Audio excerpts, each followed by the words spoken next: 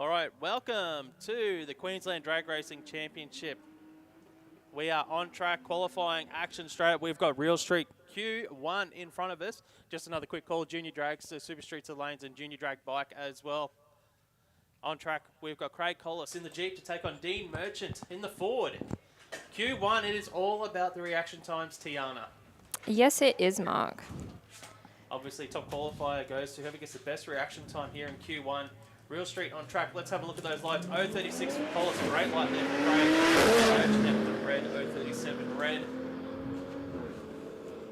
Q1, the Ford for Dean Merchant will go through for an 11.19, 128 miles an hour. Craig Collis in the Jeep goes 13.43 at 102 miles an hour.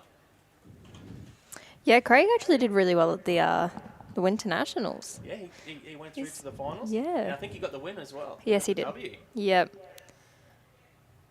It's Nielsen versus Nielsen on track. Ian Nielsen in the VZ, the blue VZ, and Paul Nielsen in the FG. The Ford. 036, that is the reaction time to beat after the first pairing.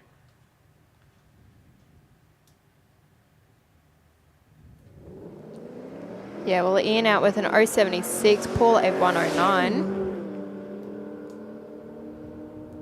So that'll put Ian Nielsen into number 2 spot in qualifying. Paul will go to number 3 at the moment. Paul goes through for an 11.47, 130 mile an hour, and an 11.87 and 115 for Ian Nielsen.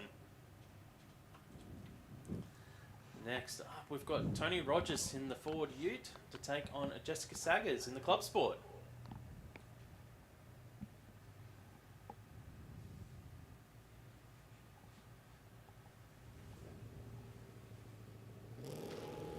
.050 light for Jess Saggers and 2.36 for Tony Rogers.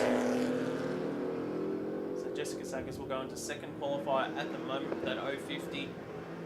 Rogers will be the quicker of the two cars though, an 11.72, 126 mile an hour. And Jessica Saggers goes 12.53, 117 mile an hour.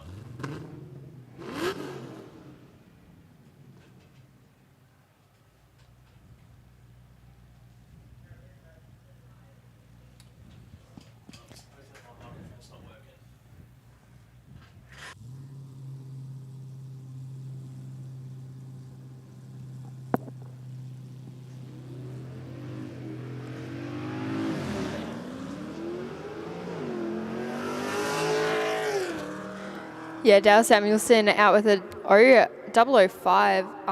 Paulie Gonzell went too early, I'm guessing. Dale will finish off with a 9.51.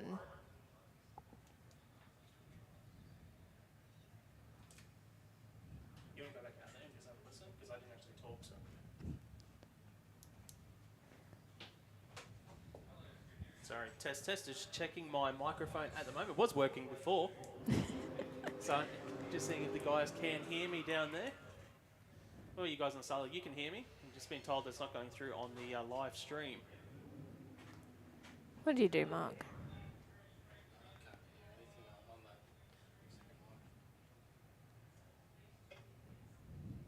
Sorry, Mark's pressed something. So, no, No?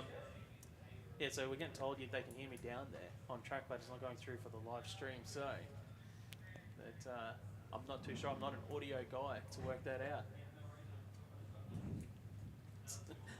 Might try the microphone, see how that goes. Here we go. Amy Johnson in the speed flow lane. Cody Lay over in the rocket lane. Yeah, so Amy Johnson. It says she's in a Jeep, but that's obviously not correct. No, she was supposed to be in the Jeep, but she swapped it because she didn't want to race the Jeep anymore. Didn't want to race the Jeep. Gets over the 178 reaction time for Amy Johnson. And Cody Lay, 279 red. All right, we'll go over there. So I'm being told.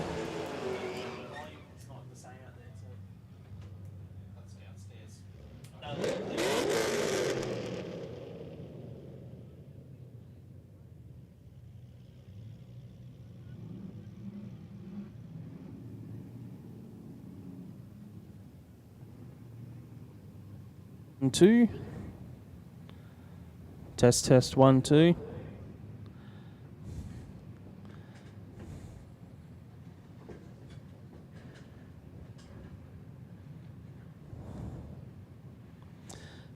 Okay, let's see how that goes. So, audio fun here in the tower. On track, Matt Coates in the VF. The wagon gets out with an 0.60 reaction time.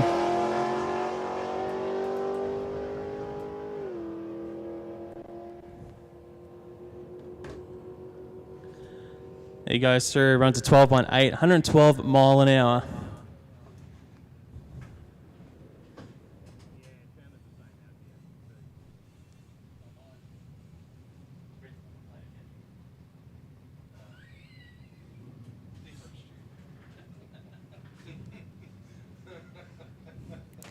And it looks like we'll be moving into Super Street.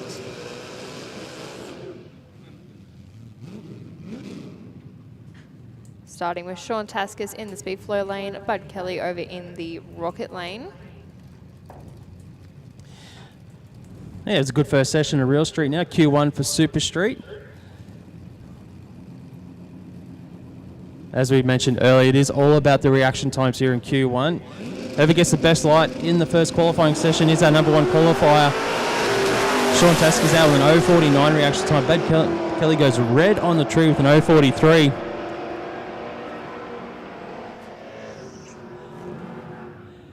And we see Kelly goes a 10.68 to Taskus 11.17, 118 mile an hour.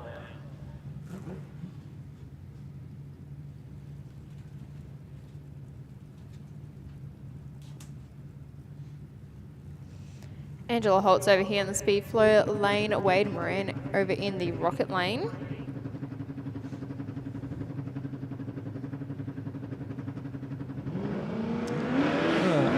Some issues there for Angela Holtz. Moran, though, great reaction time, 0.11 in that Mustang. And the Mustang will go through for an 11.69, 117 mile an hour. Angela Holtz a 12.09, 124 mile an hour. Yeah, just need to do a call for Modified and Super Sedan. Modified and Super Sedan to the lanes, please. Next up, Matt Francis in the panel van to take on Troy Hutton in the Ute. The Holden Ute for TH tiling and waterproofing. 0.11, that is the reaction time to be currently held by Wade Moran.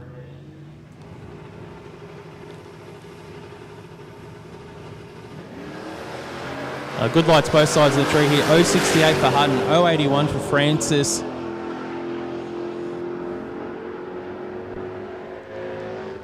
And across the finish line it'll be Francis goes 10.77 to a 10.80 from Hutton. 123 mile an hour, 125 mile an hour on each side of the track. Next up, Tiana, who we got?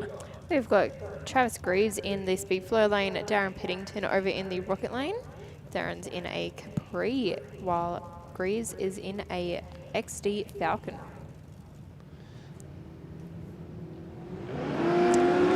Oh, 54 light for Piddington, 135 for Greaves.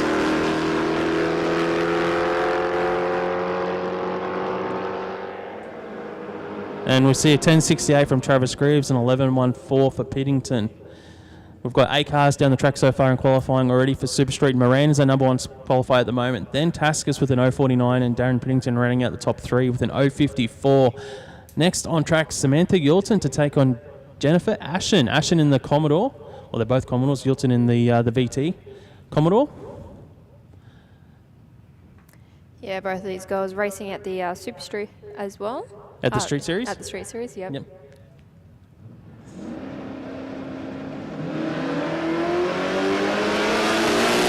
Yeah, red light there for Ashen and an 0.65 for Yulton.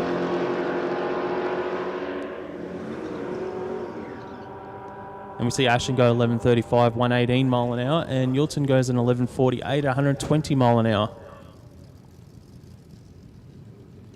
Car grading in the speed flow lane. Craig Layton in the rocket lane, Statesman for Layton, and a Fairmont for grading. I haven't seen any double O's yet. Nope. Could have happened this pass. Can someone knock off Wade Moran in that number one spot at the moment? Both these guys, very good drivers. Seasoned campaigners here at Willowbank Raceway. Oh, how about an 0.28 for car grading? That'll put him into that number 2 spot. Layton goes a little bit slower with a 2.14. The Divine Massage and Herbal Spa Fairmont for grading will go through for an 11.29, 117 miles an hour. Craig Layton goes an 11.69 at 117 mile an hour. Terry Glasby in the speed-flow lane in a fair lane. Wayne Nippers in the rocket lane in the Camaro. Yeah, I love this Camaro for Wayne Nippers. It's always immaculate looking there on track. The Keeps custom, it nice and shiny. he does. Custom build kitchen supporting the Camaro of Wayne Nippers. Oh, how about a 003 chops the tree. Wayne Nippers goes to #1 qualifier here in Super Street at the moment. Terry Glasby goes 112 beside him, but the custom build kitchen's Camaro 1079, 127 miles an hour, and Glasby a 1207 at 111 mile an hour.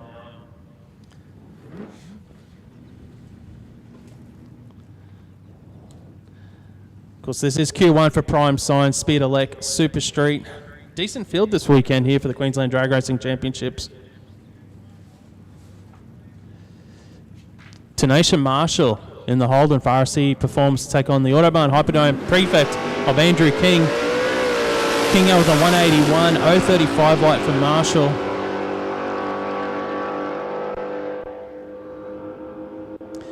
As we see, King goes through for 1092, 123 mile an hour, and Tanisha Marshall goes an 1189 at 115 mile an hour.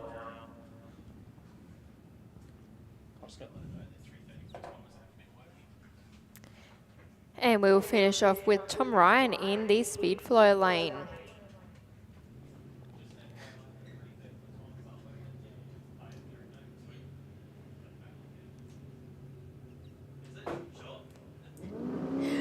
Out with an 074 for Tom.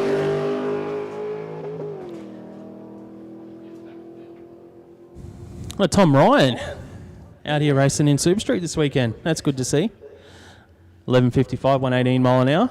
Yeah, interesting to see Tommy in a car. I was in a car because he raced junior drag bike. He and did, yes. Obviously, Mum and Dad, both seasoned veterans on the motorcycles. Obviously, Dennis does race in Top Sportsman, Yeah. Super Sedan over the years as well. But good to see Tom Ryan there, 11.55, 118 mile an hour, finishing off qualifying here in Super Street. Brought to us by Prime Sign and Speed Elec. So I think that means we might be moving into SuperFloor Junior Dragster, going by our schedule. I'd say you're probably right. I just don't see the juniors moving just yet. Yep, so Junior should be down there. Junior drag bike should be there as well. Super Sedan and Modified, you guys should be heading towards the lanes, please. Super Sedan and Modified heading towards the lanes, please.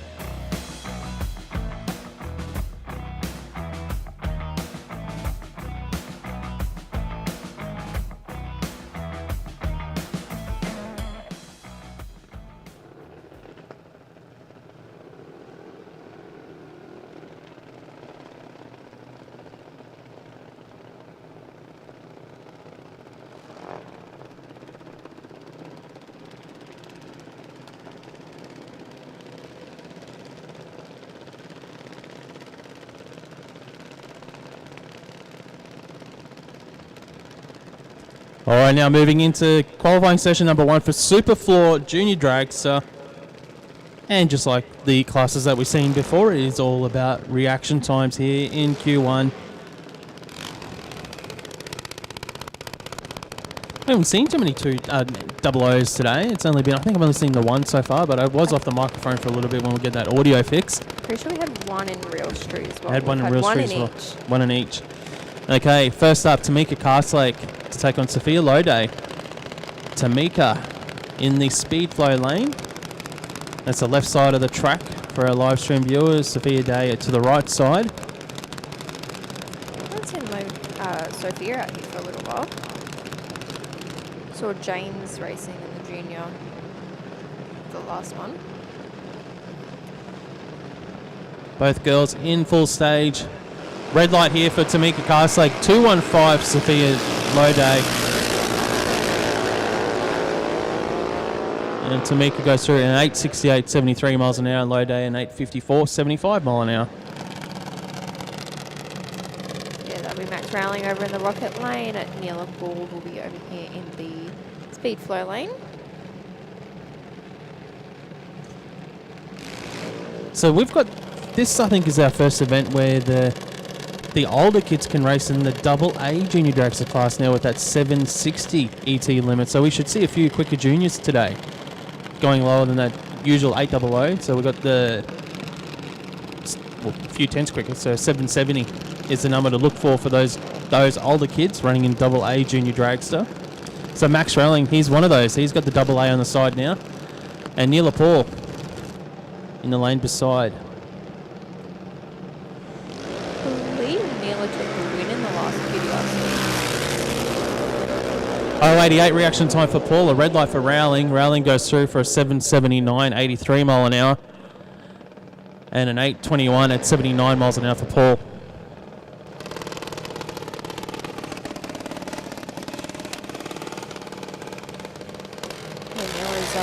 Fresh off her win from the last one, so she'll be pretty excited for this meet.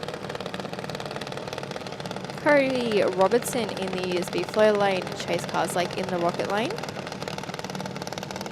Modified bike, can we have you to the lanes, please?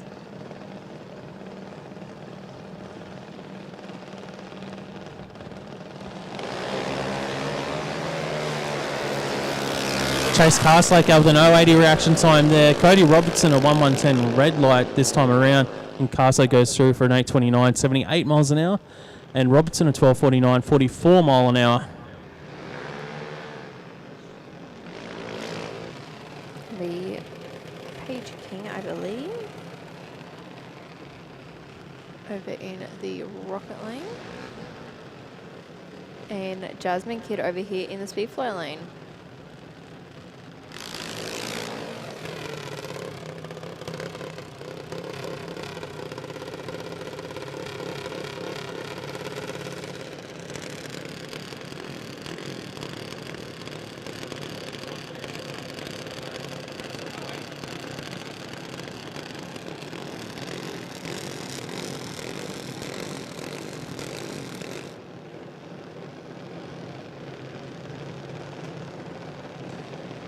There we go.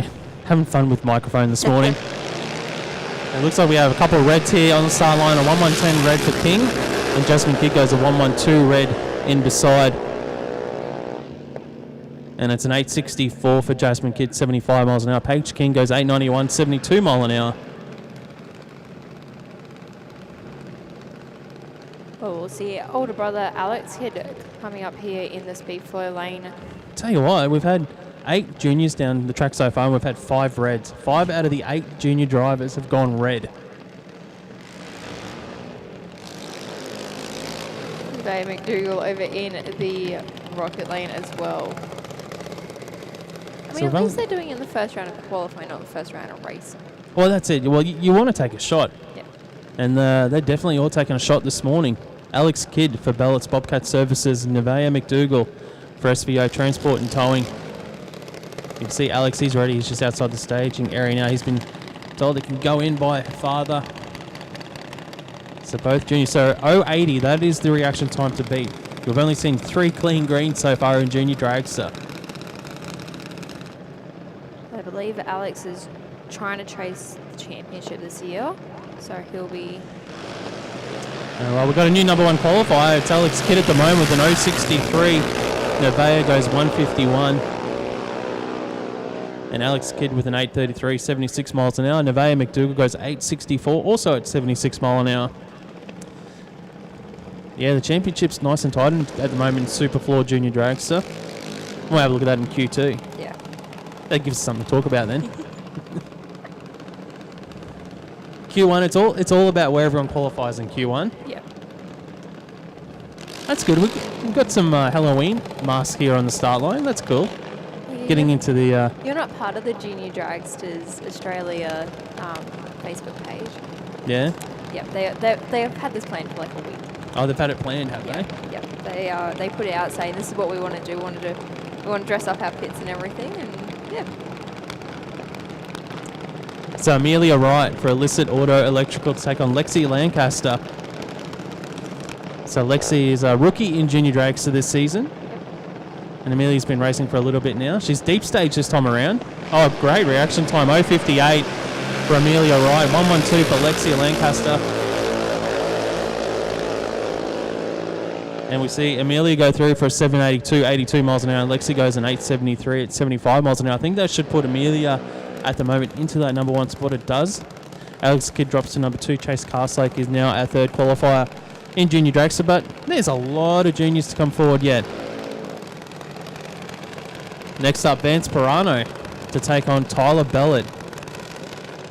So Vance will be running in the speed flow lane. You can see his car there on track with all the flames, the Pirano at the front of the car, and Bellett in the lane beside him for TBRE Performance. You're only seeing one Pirano race today. Only one here today? Yeah. Usually we have 2. Van's pretty up there, so going to be hitting that tree pretty well. Kind of. It's green at least. Well, Tyler Bellett goes red on the start line at 137 green for Vance. As we see, Bellett goes through for a 7.92, 83 miles an hour, and Pirano goes an 8.66 at 76 mile an hour.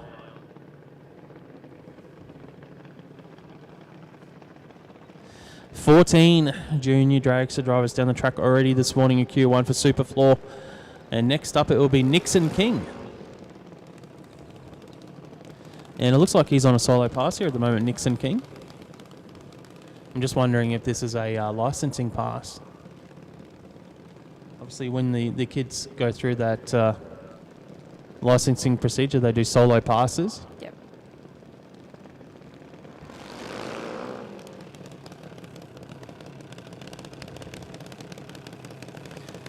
Yeah, Nixon King for Mick King Transport moving forward here in SuperFloor Junior Dragster.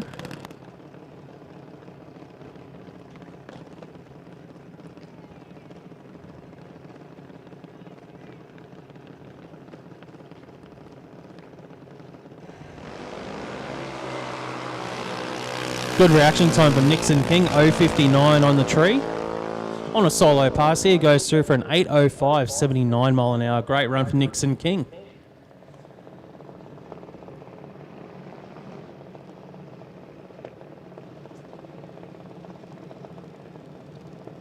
Yeah, well, I can see one of our little juniors, our Ginger Ninjas, coming through.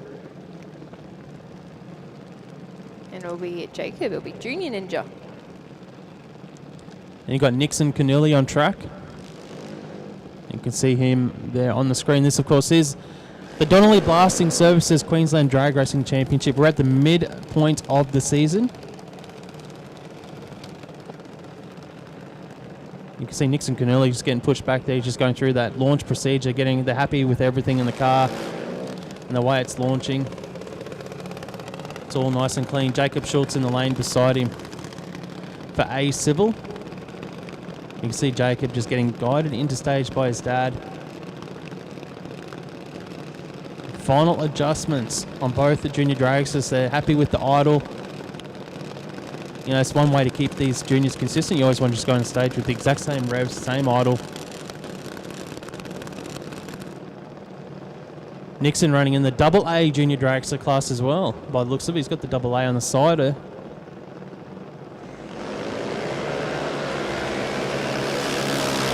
Red lights both sides of the racetrack. And Nixon Canuli will go through for a 775, 84 miles an hour, and an 865 for Jacob Schultz at 75 mile an hour. Pretty quick, 775. 84 mile an hour. What's that in kilometres an hour? Like 130 plus kilometres an hour? Yeah. Have to work that out. Just a quick call for modified bike and modified. Modified bike and modified. You guys need to be in the lanes, please. Okay, I can see Dakota Bray over in the rocket lane.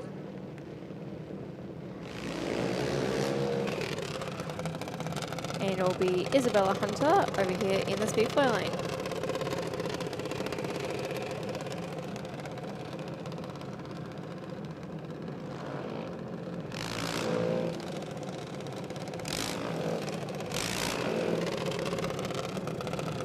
So 85 mile an hour is 136 kilometres an hour for those juniors. So those AA JDs are getting some big speeds on them. Talking nearly 140 kilometres an hour.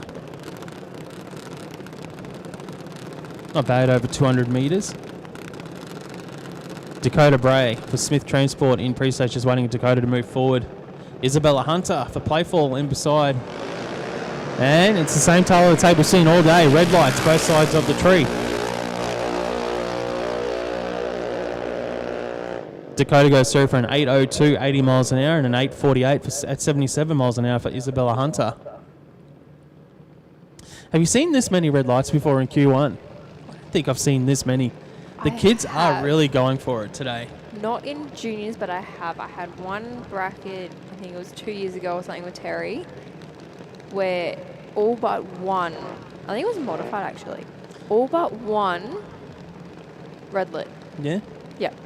So we've had 19 juniors down the track today, and we've actually had more red lights than greens at the moment. We've got 10 reds and 9 greens. Cody Sedmak for JDS Racing and Carl Schultz now on track for A Civil. You can see Schultz going through that procedure, that launch procedure here. The JDS Racing Junior Dragster in the lane beside him. We can see Cody Sedmak moving forward now.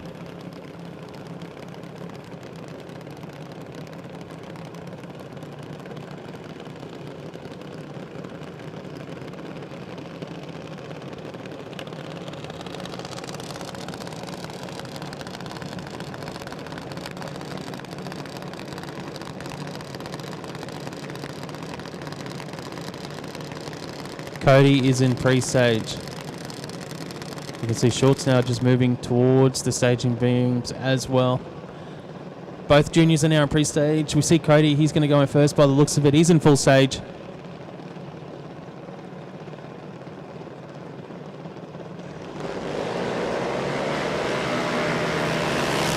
There's another red. This time it's on Sedmak's side of the track. Schultz goes 101. 765 for Carl Schultz at 84.93 miles an hour. So that's the quickest junior we've seen today, 765. And Sedmak an 883 at 77 miles an hour. So Schultz was a little bit under that 770 cutoff, but that's okay. You can go under it by a tenth. I can see one more junior down there, and it should be Ryder Marsden. I can see the Marsden M on the side, so I'm going to say yes. And Luke out the front. So I believe that Ryder might still be licensing or just gotten his license. Yeah, I'll have to find out. I'll chat to Luke later on and find out what's going on there. That's very cool to see.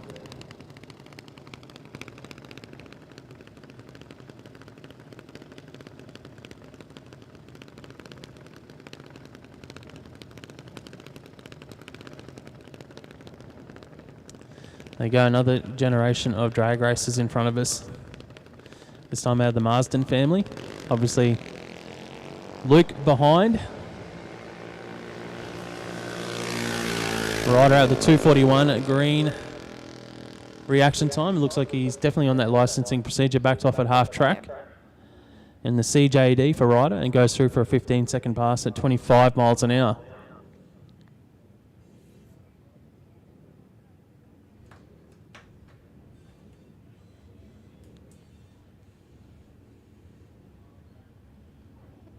looks like he might have stopped or slowed down a lot down there.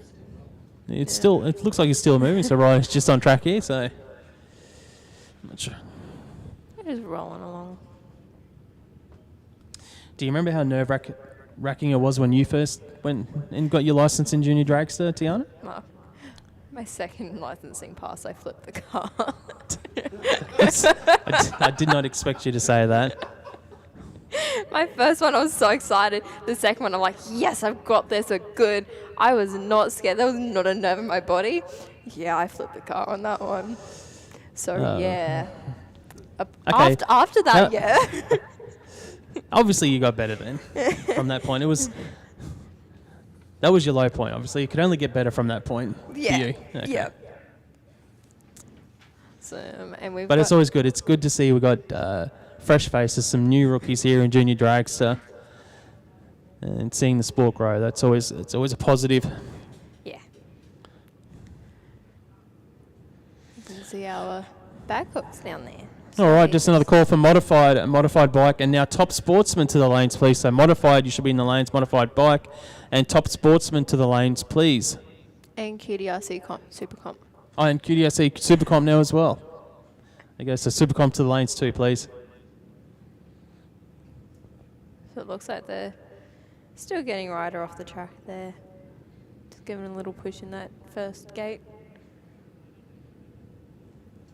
And we'll have our Bagcock boys starting to pull up on the line here. So we'll have Jaden and Kai.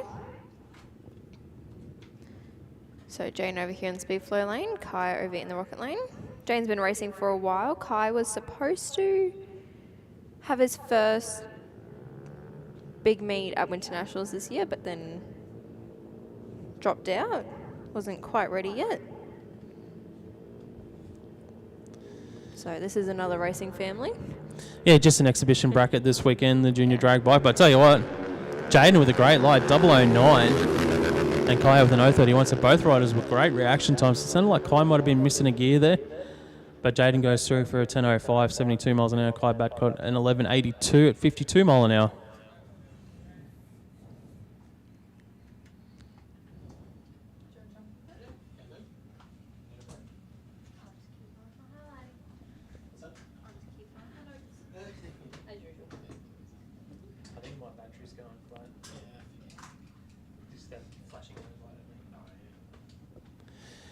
Now I think we're going to move into what we got here. Let's go back to our schedule. Chris is joining me on the microphone now. And we're going into Super Sedan, mate. Super easy. Super Sedan, so we've got the A9X just waiting there patiently. Yeah, this will be Q1. And just like all of our other brackets so far this morning, this is all about reaction times, Chris. So whoever has the best light in Q1, that is our number one qualifier. We're basically qualifying on your reaction times. It's a little bit of a twist from the traditional format of going off. Made racing a lot better because a lot of the races now are so focused on their reaction times here in Q1 that translates to better racing. They're more consistent. So what's the reaction time so far? 003 so far. I think that was in junior. Was it junior race? It might have been the class before juniors. Super Street. Yeah, so Carla Barrett, Super Street in the white Toronto on track. Well, I'm just wondering, yeah, because we're meant to be going in Super Sedan. But definitely says Super Street on the entry form up here. Might be a licensing pass for us, being on a solo.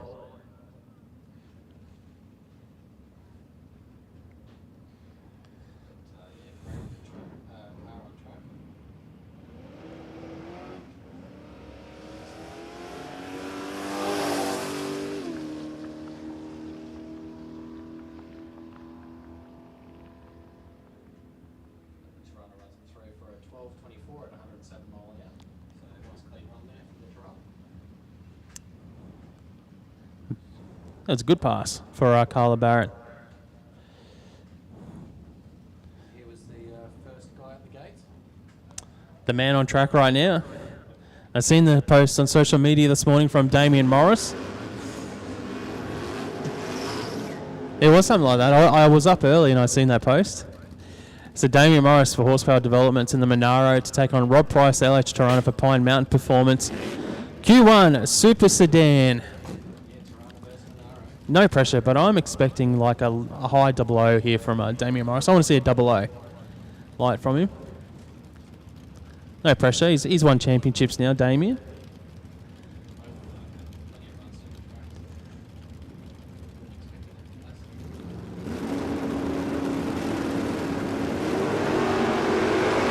It was alright. It was alright. 026. That's solid. Solid on the first pass for Damien Morris. 320 for Rob Price. And the Tirana for Rob Price goes 961, 125 miles an hour. Morris goes 986, 134 mile an hour. But I don't think that 026 is going to hold in Super Sedan for that number 1 spot.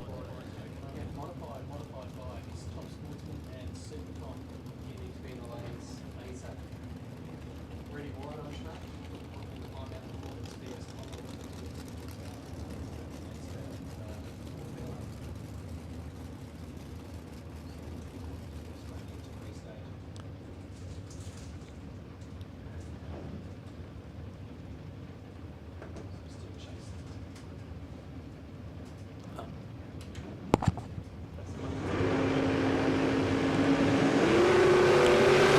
Great reaction time from Rudy White. 014.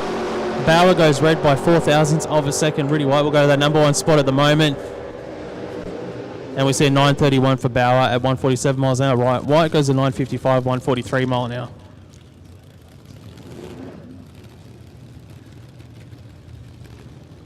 All right, we got Wayne Haight in the Boss Hoses Toyota Celica up against Hamish Strawn in the Complete Property Commodore. So still chasing that elusive perfect light for the first round in qualifying. Yeah, at the moment, Rudy White's number 1 with the 014. Wayne Haight for Boss Hoses in full stage. Hamish Strachan. 027 to an 017. It's good light from Hamish, 017. Yeah, great light. And he just rolls out of it for in the Commodore. But the Celica goes through for a 929. With a 1250 at 104. Next up, Super Sedan qualifying. Brendan Shaw in the Tirana to take on Adam White in the VL Commodore. Adam White, definitely one of those heavy hitters here in Super Sedan. Always goes round. You can see him moving forward. Brendan Shaw in the Tirana for Downs Automotive and Raw Support Services. Can I get Supercharged Outlaws to the lanes, please? Supercharged Outlaws to the lanes. So yeah, Brendan Shaw, that awesome looking LJ Tirana.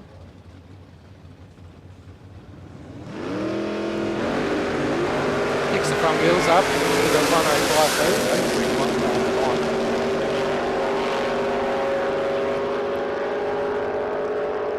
As we see, Shaw goes through for a 941. 141 miles an hour. Adam White, 957. 140 miles an hour. Yeah, good mile an hour there for both cars. Yeah, it's tight at the top at the moment. Super Sedan, Rudy White still number 1 with an 014. Hamish Strachan with an 017 number 2 qualifier. Morris is number 3 with an 026. Next up, Judy Pukas for Coyote Racing, the Valiant. Yeah, can that Val beat that 014? I think she can. Judy. This is a 9-second car here running a Super Sedan for Judy. 217 light for Judy Pukas.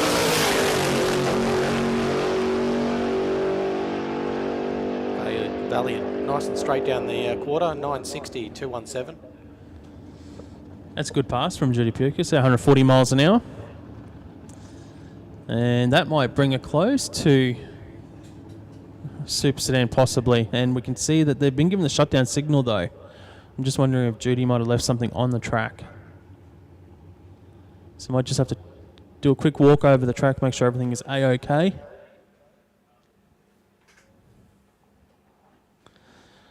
Well, the action's been pretty thick and fast this morning, Chris. We've had 4 or 5 brackets on track already this morning. Real Street, Super Street, Junior Dragster have already been down. We're finishing off Super Sedan at the moment. Next up will be Knijff Earthmoving Modified Eliminator. Yeah, plenty of junior dragsters in the field. Yeah, I think we had about 120 entered this weekend for the Donnelly Blasting Services Queensland Drag Racing Championships. And we are literally at the halfway point of the season. So there were 6 rounds of the championship this season. We've had 3 of them, so this will be the 4th event now for the Queensland Drag Racing Championships. And a lot of the brackets are tight at the top when you're looking at the points. We'll go through that later on as each bracket goes out. But there is going to be some really cool racing here tonight for anyone that's here at the venue watching live, or to everyone watching at home on the live stream. The weather is immaculate here at Willowbank Raceway. A little bit warm, but we've got it good up here in the commentary box. Got the aircon cranked up. Yeah, you can see the weather on the screen as well with the just some scattered clouds around, but that should enhance racing later on tonight. Yeah, just a quick clean up here on track. Should only take a couple minutes, and then we're back underway here with qualifying for the Donnelly Blasting Services Queensland Drag Racing Championships.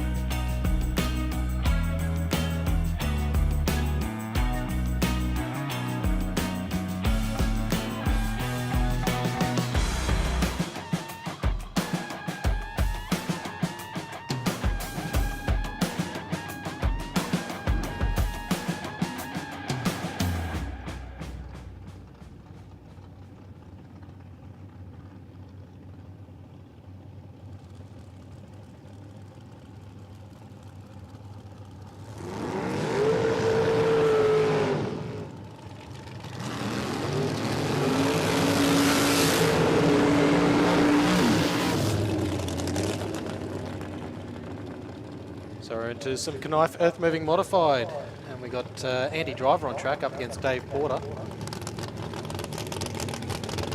Dave Porter in the DK Equipment Hire Dragster, the silver one. Yeah, they're both silver. In the Rocket Lane. Andy Driver in the A&K Site Services Modified Dragster. Yeah, Andy Driver is a modified champion here at Willowbank Raceway. He has won the championship in the past. So be pretty sharp on the tree, you'd say. Yeah, he's one of our quicker dragsters as well. This runs in the low 7-second zone, around the high 7.1s, low 7.20s. I think in these sort of conditions for Andy Driver, he'd probably be looking like a, probably between like a 7.18 to a 7.22. Just because it's a little bit hotter? Yeah, I like the what they've got on their dialing boards. Andy's got slow written there, and then Help. and Dave Porter's got help.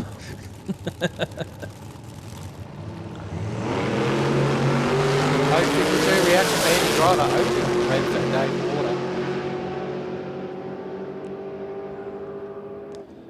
Oh, you go. Andy's a bit slower than normal. 729, 186 mile an hour. Porter goes 755 at 179 mile an hour.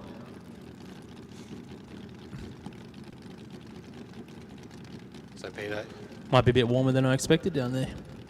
yeah, it's nice in the aircon. It is. Peter Isley on track in the T bucket. And he'll be taking on Lucas Holtz.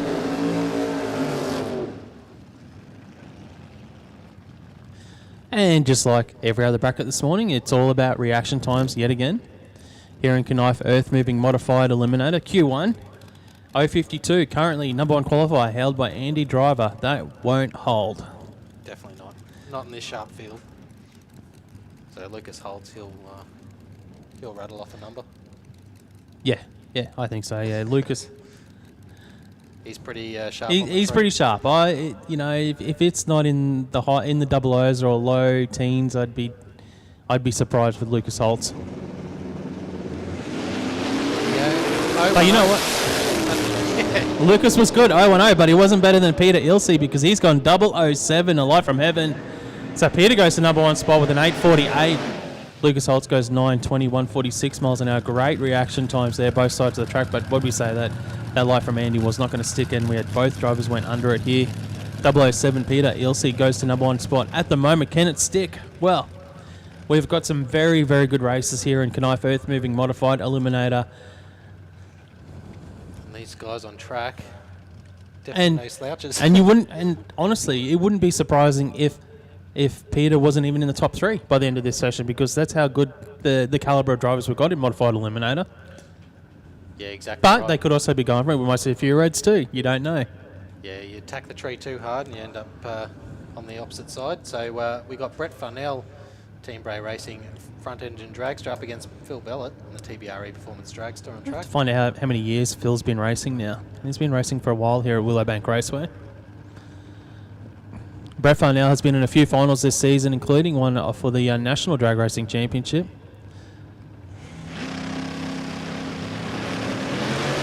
Oh, 009 for Phil Bellett. another 00 light, yeah, Bellett 009. 015 for Farnell. 772 Phil Bellett, 820 for Brett Farnell. The racing is getting tight here in Modified Eliminator. When you look at the top 3 already, after only 6 cars, 007, 009, 010, the top 3 in qualifying with only 6 cars down the track. Yeah, the racing's getting tighter, the burnout's getting longer. Yep. We got Jason Vanderlind showing off what he can do in his burnout with the Sanford Valley Realty altered up against Andrew Pinkstone. And again, both these drivers, these guys can both go double O's. Easy. Very good races both sides of the track here for Andrew Pinkstone and Jason Vanderlind. Yeah, well, Vanderlind was so close to getting to the final last time.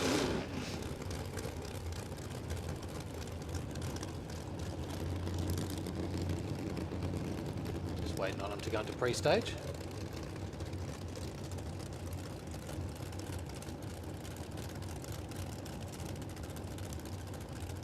Just waiting on Pinky's toy.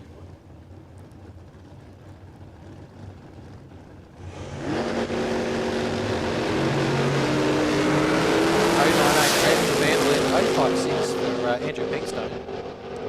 Yeah, Vanderlind was a little bit edgy there in stage. Went 098 red, 779, 174 miles an hour. Pinkstone goes 757, 176 mile an hour. And Chris Reed just gone through his burnout routine in the Roadster. I didn't realise this, but I think Chris said that last meeting was his first win in Modified. Yeah. How cool is that? Because he'd been to a lot of finals. A long time waiting. It was a long time waiting, yeah. So that was really cool. So he's got it looks like he's on a solo pass here, Chris Reed, for Knijff Earthmoving Modified Eliminator. Won the last event here at Willowbank Raceway in the Queensland Drag Racing Championships. Let's see how he goes here. You know, you get a bit of confidence when you get a win. You take it over and you tend to start, you go more rounds. See how he goes in qualifying session number 1, Chris Reed, after getting the win. See how he backs it up here. Oh, it's flickering bottom bulb. That might have thrown him off a little bit. 068, 953. But a nice clean run here.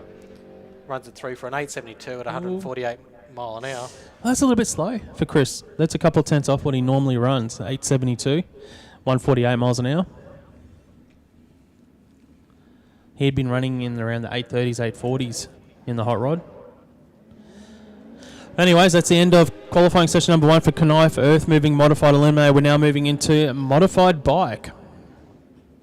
So Jason Clark on the Full Ball Motorcycles Hayabusa up against Bobby Schluter in the 477 Garage Kawasaki. So some nice quick bikes here. Yeah, another decent field this weekend in Modified Bike. Clarkin into pre-stage.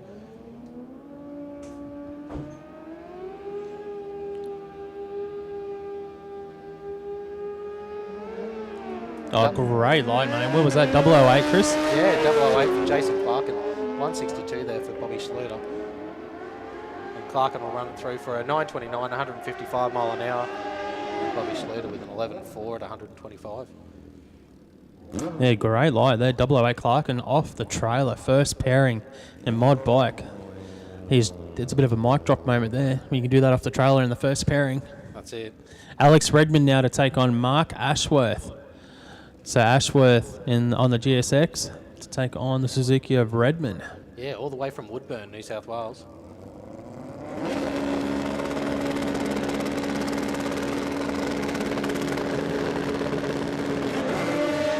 Oh, 3-2 wide for Ashworth. Redmond had a big hiccup on the start line. 912, 151 there for Mark Ashworth. Alex Redmond runs it through for a 10.18 at 144. Next up, Jason White on the Hayabusa to take on Scott Much. And Scott might actually be on a solo fast here. It looks like he's been given the signal to be a solo fast. So Scott Much on the Suzuki for Pro Cycle Dyno will be on a solo run.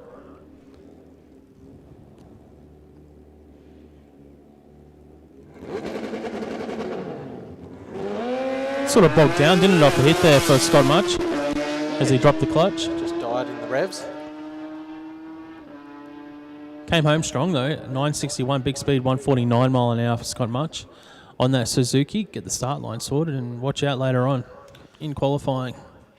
Gonna get QDRC Comp Bike, QDRC SuperComp, Top Sportsman, Supercharged Outlaws, and Top Fuel Testing, and test vehicles as well. Thanks to the lanes, please. There you go. I like that. Giving a call for Peter Zipris if he wants to get around for a pass this morning.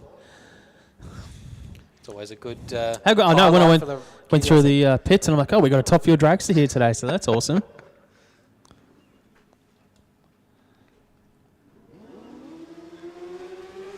You can hear the revs climbing. There we go. Tammy Goldthorpe going through the burnouts on a Powerhouse Dyno tuning Suzuki. Another solo pass here in a Modified Bike. Tammy Goldthorpe. All right. 008. That is the reaction time to beat to get that number 1 spot in qualifying. I think it's always a goal to get top 3. I think top 3 is obviously where you want to be. Then there's a potential, if it is an odd number field, that you get a solo pass in racing. That's the advantage, anyway, of qualifying in that top 3. 106 light for Tammy Goldthorpe. You know what? I'm going to say it's probably a little bit slow for Tammy.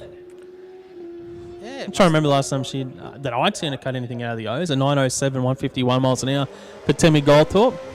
Because we've got high standards for someone like Tammy. Yeah, for someone that's won multiple championships on a bike. She's won everything on a bike. There's a time there when no one else could get a shoe in. I think if you were to list the top 3 or top 5 bike races that's ever compared to here at Willowbank, you'd have to have Tammy in that top 5 in the list of conversation. Yep. Brian Alvizio on the Kawasaki for DeWalt Tools gets out with an 046 light. That's just where he lives. He lives in that low 0 region. Brian Alvizio, he's also won championships now on this bike. Goes 902, 145 miles an hour. So it must be a bit warmer there because he'd been living in the 8-second zone on that bike. So only a 902 for Brian Alvizio. So that tells me it must be a bit warm. Conditions aren't crash hot for making horsepower. Yep.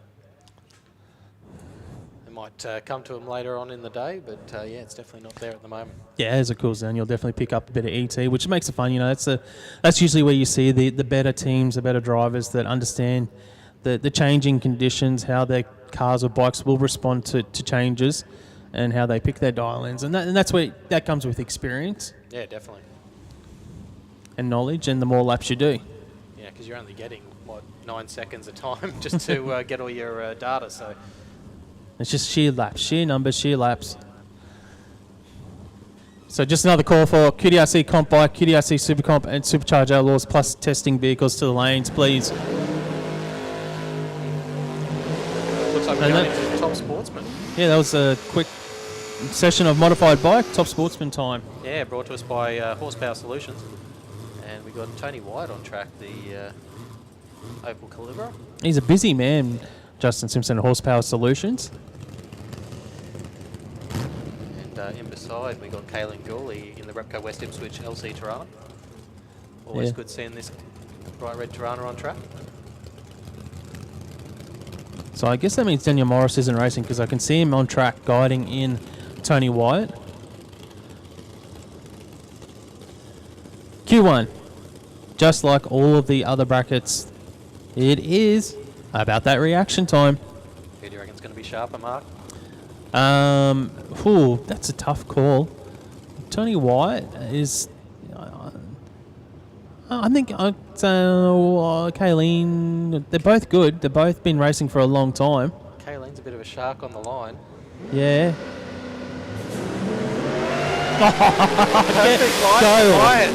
Go home. What about that? 000 for White and 006 for Kayleen. That's why I didn't want to pick it. That is why I didn't want to pick it. How about that? Trip zip for Tony White, 799. But Kayleen Gurley goes 006 beside him with an 831.62 mile an hour. Jeez. You would have thought you'd be home and hosed with a 006 and then a perfect white comes out. On the first pass as well, that's it. He can't be. Tony White is the #1 qualifier in Top Sportsman. It cannot be beaten.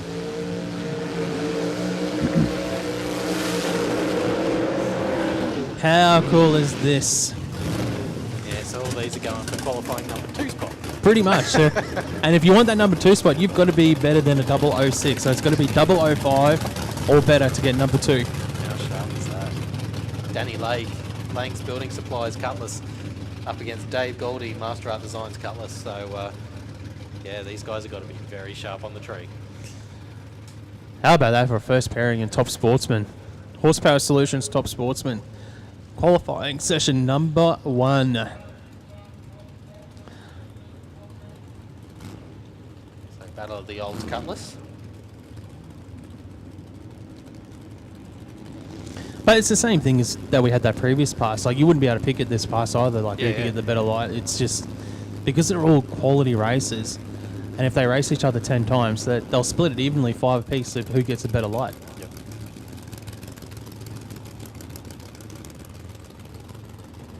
And, you know, and it's also a matter of who's willing to risk it for the biscuit this morning too. Yeah, Because when you're cutting those double O's, you are pretty much, you're in that red light zone. Like, if you're talking thousandths of a second there. 003 for Goldie, so #2 spot for Goldie He at the moment. gets that #2 spot. It's a double O-a-thon here in Top Sportsman. Goldie, 769, 182 mile an hour. And Lako, 794, 171 miles an hour. I just wonder if Goldie had a bit of a play off the throttle. It sounded like someone actually pedalled it early on one of those cars there. And Goldie was a couple turns off his normal pace. Patrick Barron up next, the Aussie Divs Beretta, lining up against Paul Doblin in the Lock Your Engine BF Cobra.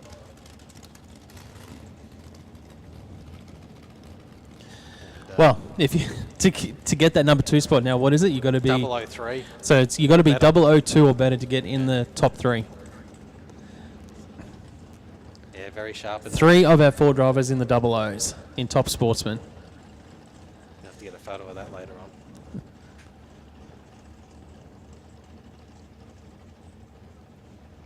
Both into pre-stage, waiting on that full light.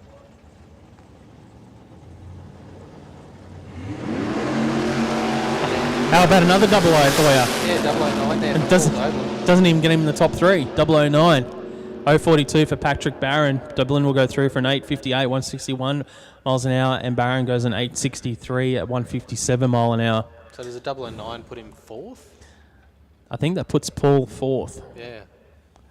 And we won't see it now because that's the end of Top Sportsman by the looks of it here in Q1. Thank you to Horsepower Solutions for supporting the Top Sportsman bracket this weekend.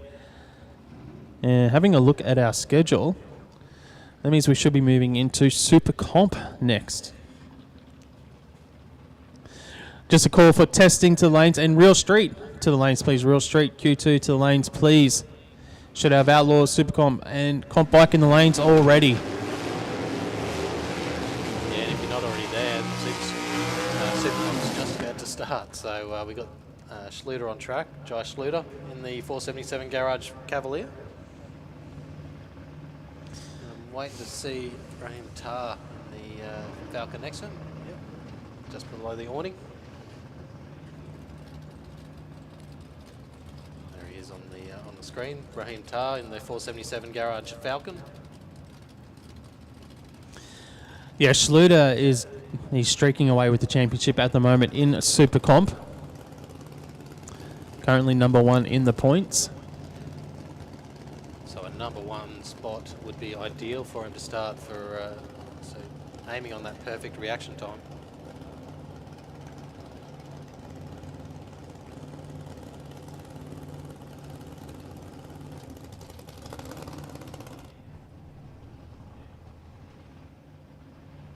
Here we go, both cars moving into the pre-stage B.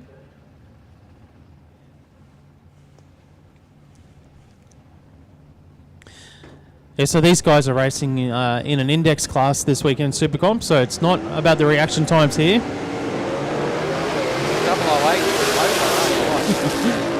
a lot of wheel spin from Raheem Tar on the start line. Yeah, SuperComp's based on records and indexes, so Josh Schluter went 862, 157 miles an hour, so that should be a 10th under the index. Yeah, just under a 10th under his index so far. He's our number 1 qualifier at the moment. Raheem Tar obviously had spin issues there off the start line. He was a 2.5 over his index for the DMSA class in that Falcon. But a good reaction time there for Tar with the 008. Yeah, it was good. Yeah, so great reaction time. That'll be tough to beat. So he's just got to get that setup sorted on the start line to get off the start line.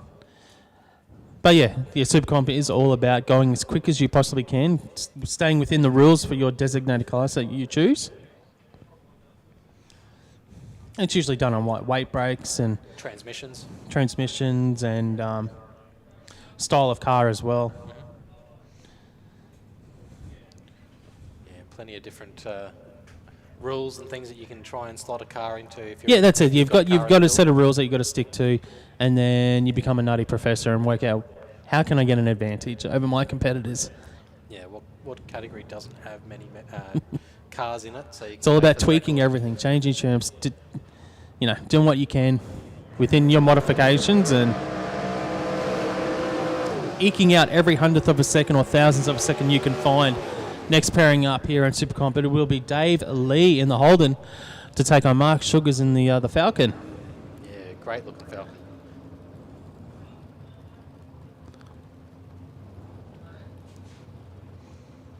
Yeah, Dave Lee running for KPM Performance.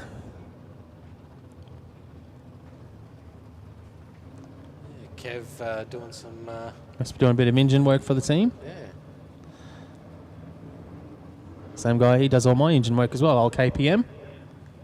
Is yours back running yet, or...? One day. One Sitting- day. It's running, I just need to get out of the sit in shed. garage. Yeah, pretty much.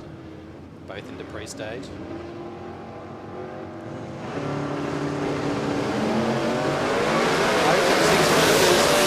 For Dave Lee.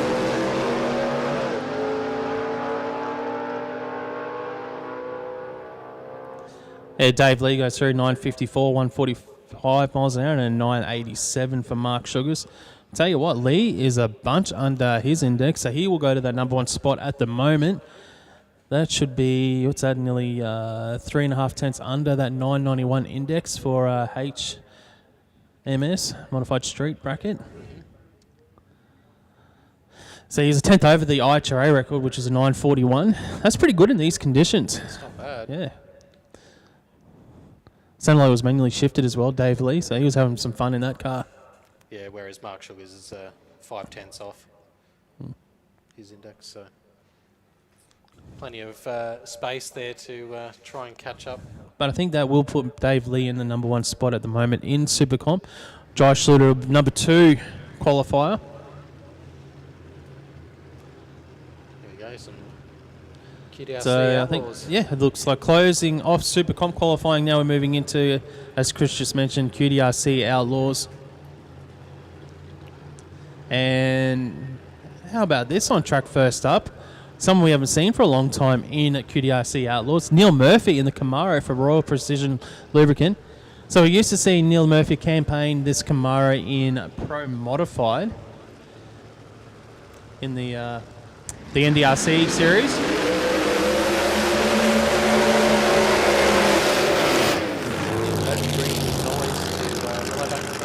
Well, this is a 5-second car running in QDRC Outlaws this weekend. Like Neil Murphy, this car is set up designed to run in that 585 zone, which Pro Modified is that heads-up class. Back here this week, I'm guessing he's using the Outlaws bracket to do some testing, getting some data. But he's a racer. He likes to win.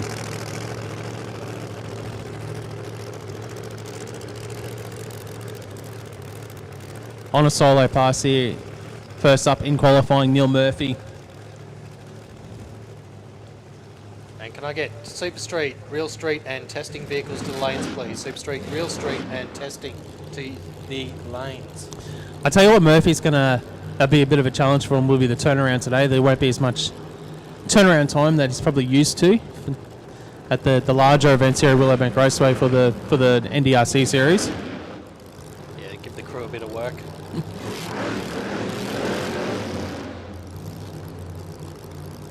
I guess it's all what he wants to learn from today. What does he want to get out of today's racing for Neil Murphy and the team? Yeah, whether it's 60 foot. Are they just, if they're looking for short numbers, are they doing full laps? We don't know at the moment, but this will tell us here.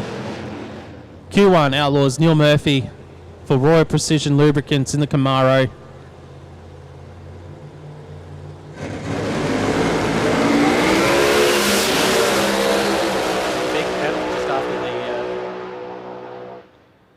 Well, he's not here to mess about. 610, 246 miles an hour. He pedalled it to get it to the finish line.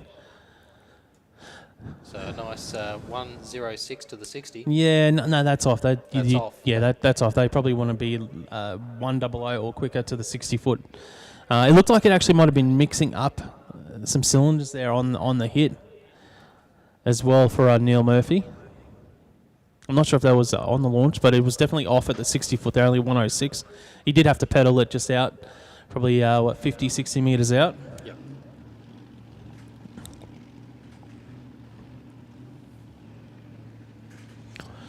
All right, next up it will be Fletcher versus Fletcher here in QDRC Outlaws qualifying. Josh will be in the speed flow lane. Father Bill will be in the rocket side of the racetrack. We can see Bill moving forward here. For our live stream viewers, that's Bill Fletcher about to go through the burnout procedure. Yeah, the Styromax composite panels dragster. We'll see Josh Fletcher coming up soon. So he's about to start his burnout. Styrofan Australia dragster.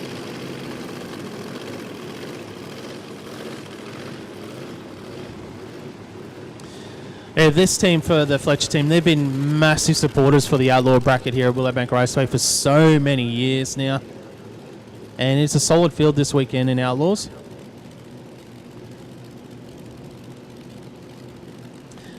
I'd love to know if these guys know what the head-to-head record is between them in racing.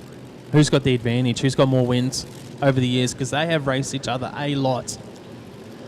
Does it depend I wonder if they actually keep track of that. in different cars too?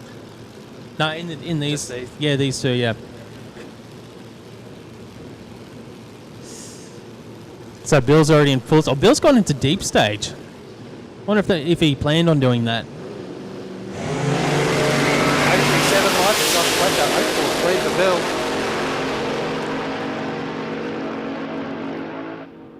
Josh runs it through 723, 182, and Bill Fletcher 688, 198 mile an hour.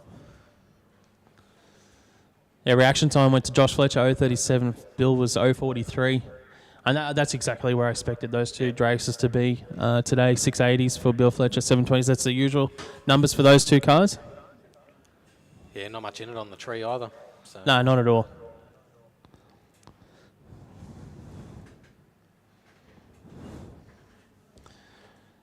So QDRC Outlaws, qualifying session number 1. And you can see on the coverage, we got the LJ Tirana just waiting patiently for the before he goes into burnouts. Yeah, Outlaws only do 2 qualifiers, and then they get into racing, just to ease the burden of the amount of laps that they do here at an event on a single day.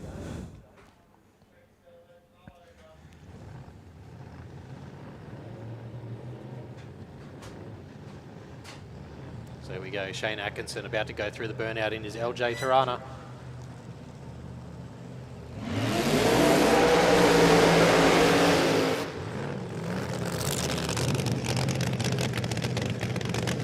And Shane's been campaigning now for a few years here in the Outlaws bracket, and it's a very consistent Tirana. Runs in the mid 7-second zone. Just a nice, short, sharp burnout there for Shane Atkinson.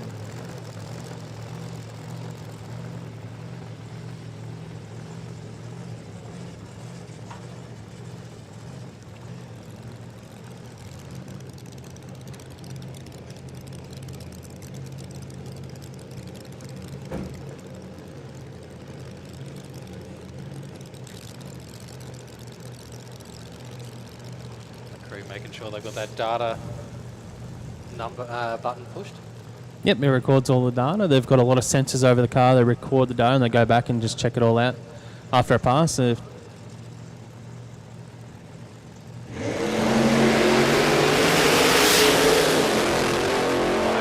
there for Shane Atkinson. Runs it through for a 755, 182 mile an hour. Yeah, great lap there for Shane Atkinson.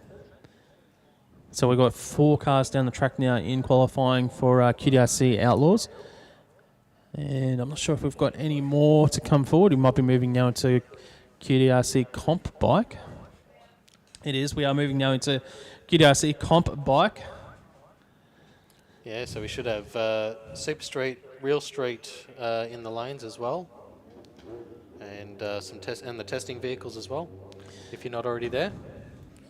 Yeah, so similar to the SuperComp bracket that we had earlier, Comp Bike actually run off a QDRC record, so a local track record for their classes. But it is all about how quick you can go. Yeah, so Johnny Lewis on track on the Kawasaki up against Pete Farnell. So Pete Farnell's running in AA Comp Bike this weekend. That's got a QDRC record in the 750s.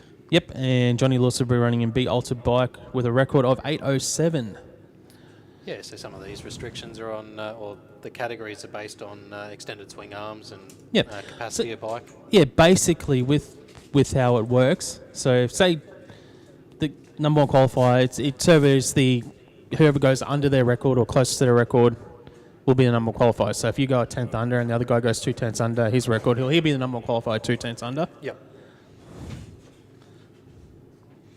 P now, this bike though is running in the low 720s, getting quicker each event out. Spin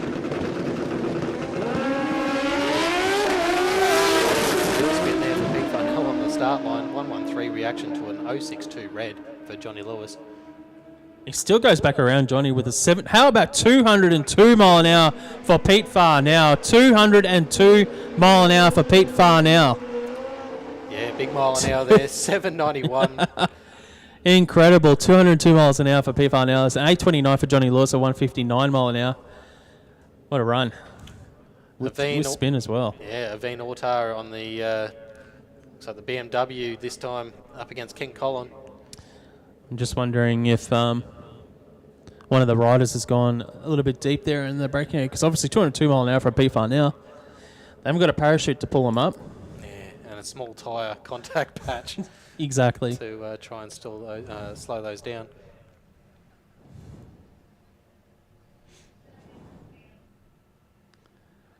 imagine what people might have done then out the back door, because he lost a lot of start line there with the spin and that before he got the bike. And it wasn't clean through the gears either. And he still went 202 mile an hour. Yeah, it's big horsepower there out of that bike. From, I think, what is it, Blazecraft that's supporting him on that bike. So yeah, next up we've got Ken Collin on the A altered bike. And Arvine Otto. Now, Arvine, this BMW bike, it can go well under the QDRC record. Going out with an 027, 085 there for Arvine Otto. Ken Collin, a 168 mile an hour, 782. And Otto with a 905, 161 on the BMW street bike. Well, Arvine goes to number 1 qualifier. He's nearly half a second under the record, 905. Colin was 300s under with that 782. So Dave Finlayson now on the A Street bike, a record of 891. Chris Collin with a record of 807 on the B altered bike. Yeah, the old slabby out on track. Marshall Mountain Motors Suzuki of Dave Finlayson up against the more modern Hayabusa.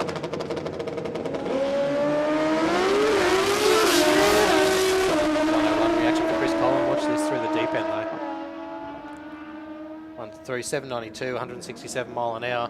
Dave Finlayson 887, 159. Both those riders went under their records. Let's have a look at qualifying quickly. So Chris will go to number 2 spot. Finlayson will go to number 3 spot. He bumps Ken Collin down to number 4 qualifier now. Arvine, though, still our number 1 qualifier. John Mangle on track on his double C comp bike to take on Carl Pacey running on the A Street bike. So Pacey will be in the speedway lane, so that's a grandstand side here of the racetrack. 891 is the A Street bike record. Mangle 774 on the double C comp bike. I don't think you can get a bike any longer than John Mangle's. And he's held it as well, John Mangle. Pass of the day so far, but he's off of it now. Carl Pacey will go through for a 932. 155 miles an hour, but Mangle, that was impressive, Chris. Yeah, that was super impressive. It was going to go up and up and up if he stayed in it. I thought he'd saved it. I thought it was coming back down on him. But, yeah, that was fun to watch there for John Mangle. We'll see him back out qualifying in a competition bike later on. And I think that might bring a close to qualifying here in comp bike. Now we're moving into, it looks like we might be moving into some testing. Yeah, and if you look down in the lanes, you can see Peter Zibris just down there waiting. And we got, what is it, little Toyota Corolla or Toyota Crown?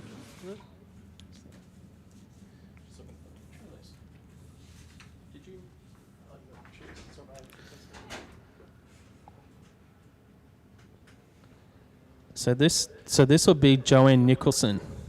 Yeah, tidy little red Toyota. So the testing class just for the teams that are going through like licensing, or their brackets maybe not here this weekend. You know, sometimes we see the radial cars or cars for like Jambo or whatever. But so Joanne Nicholson moving forward. Yeah, it'd be good to see what sort of engine combination they've got in this old Toyota. We see some of the pro cars as well use this, but it was good to see, like, Neil Murphy could have used the testing for his, but he entered in Outlaws, which was cool to see. Yeah, it's always good to see classes with boosted numbers. 668 reaction.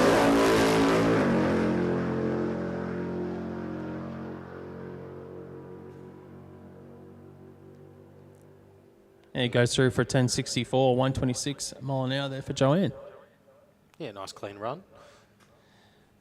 So we've got Q1 down for all of our brackets here this weekend in the Donnelly Blasting Services Queensland Drag Racing Championship. So we get 3 qualifiers before we go into racing later on. And we had 1 perfect light from Tony White. Yeah, 1 perfect trip zip light there in Q1.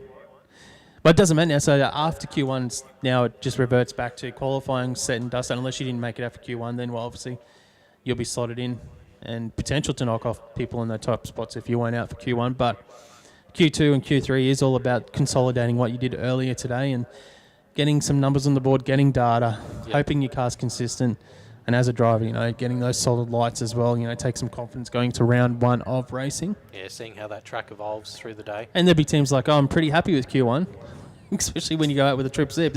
You can't improve much on that.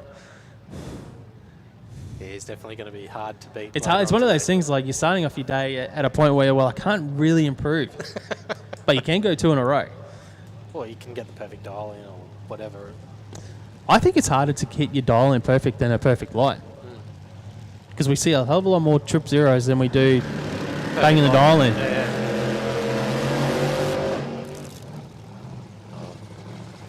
Big superchargers and small Tiranas, always a good mix. 1895. So let's have a look at our entry list here, Chris. Trevor Cooper. Yeah, that's one car you've got to get down to the pits and have a look at. Yeah, it looks nice up from up here.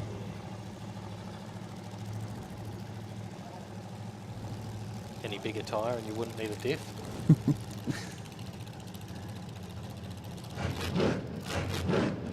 Now, I've got a feeling Trevor had this car at the last QDRC as well. Well, he's moving towards stage very quick. Oh, good. I thought he was going to go through the beams then, because he was moving pretty fast towards him. Tiranas have good brakes.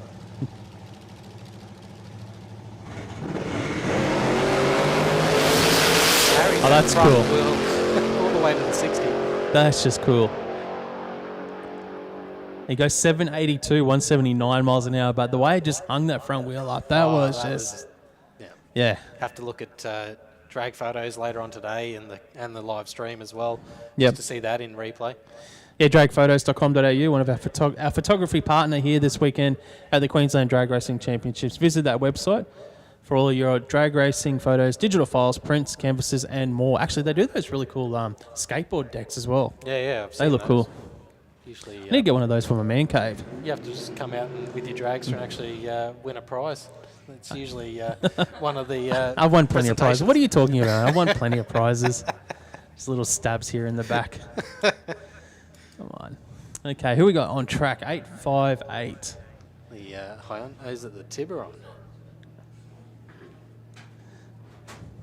I don't have a name for this one, actually. Not on our entry list. What sort of car did you think it was? I think. But yeah, it must just be out licensing.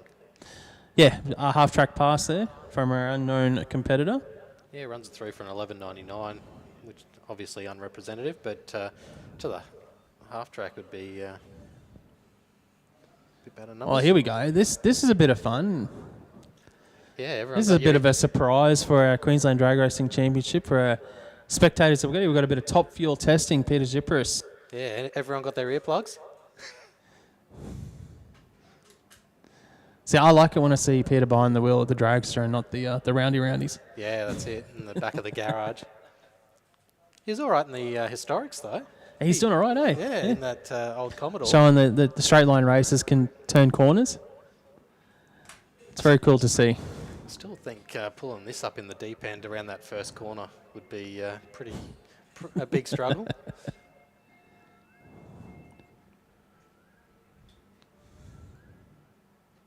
Yeah, he was glad not to get through the melee at the cutting in the recent Bathurst event in his old historic. So we do have top fuel here at Willowbank Raceway in January for the, what's that event called now? The New Year Nitro event. Yeah, New Year's Nitro. So we'll have top fuel dragsters and nitro funny cars here for 2 days of heart-pounding, ground-shaking action January 10th and 11th. Feel the savagery as these fire-breathing beasts unleash 11,000-plus horsepower and an all-out battle for racing glory at well over 500 kilometres an hour. We'll see that 11,000 horsepower in a second. You can get your spectators tickets here at on the website at willowbankraceway.com.au. Buy some tickets. That's a good, actually, talking about Christmas gifts, that'd be a good Christmas gift to give someone. A couple of tickets for the New Year Nitro event. Yeah, it's going to be a huge event. Well, Pete actually missed the opening round of the Top Fuel Championship down at the Bend, which was last week. And the national record for Top Fuel got reset by Phil Reed, 3.72 seconds. I think that took everyone by surprise, that 3.72 lap. Obviously not the Reed team, because they knew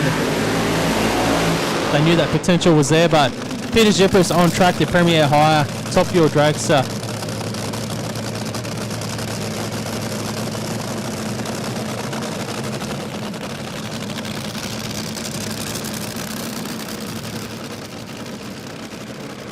much of our commentary can be heard over the top of this thing.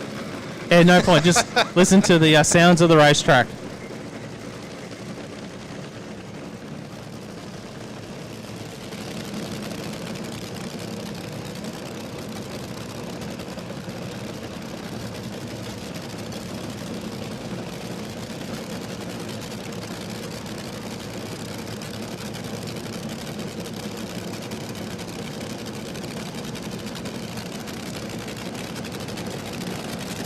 Now, I haven't spoken to the team, but I would assume this would probably be a site pass for the team where it's just to make sure everything works, everything does their job, so it'll probably be like a launch and then shut off, as a guess, without talking to the team.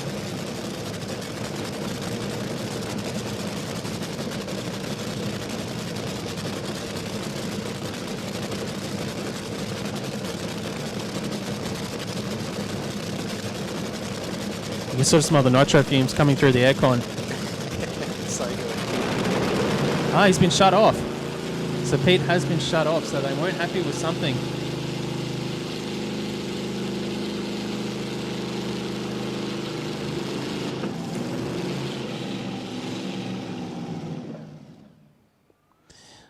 Now, obviously, yeah, they weren't happy with something in the car. Has been shut down, so, I mean, Pete will get pushed off the track, and then we might see him out in a couple of hours' time again.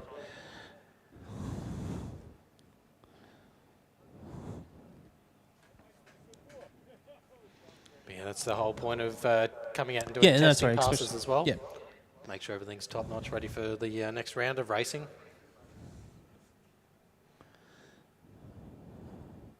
Well, because the nature of the beast with top of your drags is everything is critical, and if something's not doing its job, well, then you need to shut it off and then come back out and play again later on.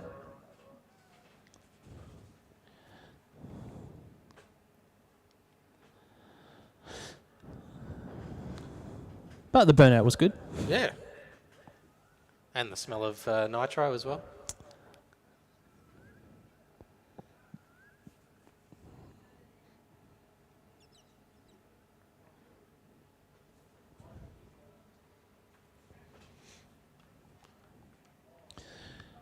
So that might bring a close to testing potentially, Chris. Let's have a squeeze. Yeah, just trying to look So we should have Super Street, Real Street in the lanes. So Real Street, Super Street should be in the lanes for your second qualifier. And what I might do, I might take a chance now to have a break myself, and we'll get Tiana back on, and Perfect. we're back underway with qualifying here at the Donnelly Blasting Services Queensland Drag Racing Championships.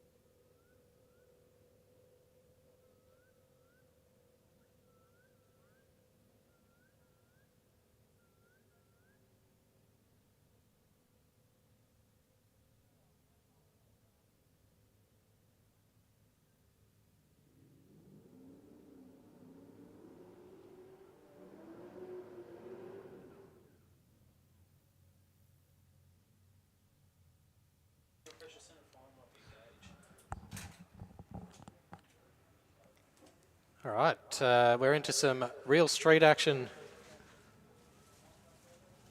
We've got Tiana back on the mic. Yeah, I got the lovely handheld thing. Amy Johnson over here in the speed flow lane, in Nilsson in the rocket lane. Yes, Amy Johnson, the Peter Lay Custom Imports. It's a red Commodore today, up against Ian Nilsson in the blue VZ Commodore.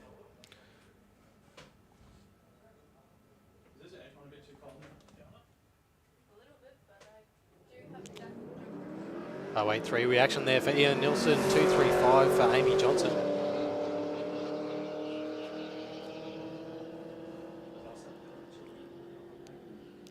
We see Ian Nilsson go through for an 1194, 115 mile an hour. Amy Johnson there with a 1289, 111 in the red Commodore. Yeah, I believe it might even be a club sport that Amy's in. So Paul Nielsen in the speed flow lane in the FG. Also in another FG, it's the Ford v Ford, is Dean Merchant. So Dina with a 272 red, a 152 for Paul. Yeah, just a little sharp on the on the light. Runs it through for a 10.92, 127 mile an hour. Paul Nielsen an 11.57 at 131. So some nice quick forwards on track. Yeah. And one of our fellow volunteers here, Craig Collis in the speed flow lane. Paulie Ginsley in the rocket lane. The Jeep v Jeep. I mean, these Jeeps are pretty quick. Oh, definitely are. They've got the big Hemi on board. Yep. And the Grand Cherokees.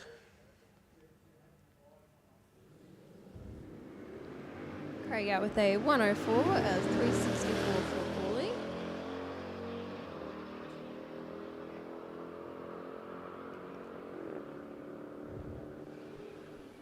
Craig will finish off with a 1366 and a 1362 for Paulie. Yeah, very similar cars. Tony Rogers in the WPH Ultra Street Cars BF Ute up against Cody Lay. Cody Lay in the Custom Imports Chrysler.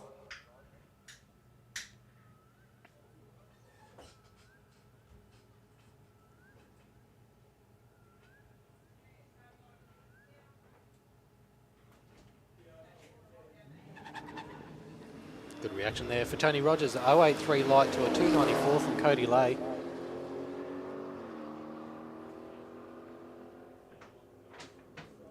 Tony Rogers runs it through for a 1182, 124 mile an hour in the Ford Ute. Cody Lay in the Chrysler at 1291, 109.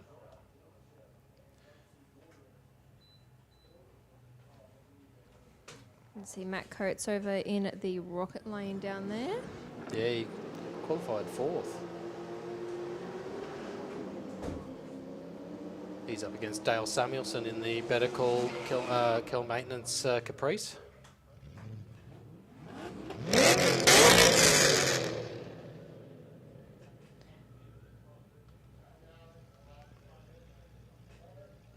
Bridgestone Albany Creek supporting Matt Coates in the VF wagon.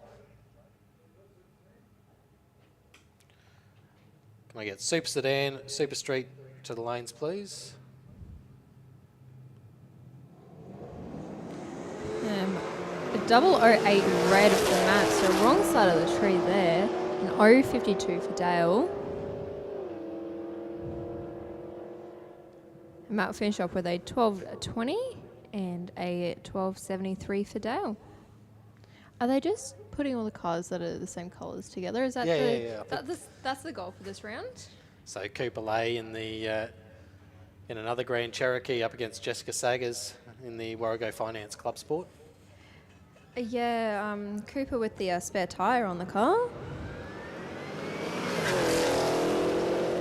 Jess out with a 104 red and an 061 for Cooper. Yeah, so Cooper didn't come out last round because he had a flat tyre, so now he's racing with the spare tyre on the car. Runs it through for a 1347, 102 mile an hour, and Jessica Saggers with an 1182, 119. So, yeah, that's a bit of an eventful start for Cooper. Yeah. So Amy was actually supposed to run that car, and then this morning she's like, I don't want to race the Jeep, I want to race the Club Sport. So she swapped with Cooper, and I guess it's a good thing she did.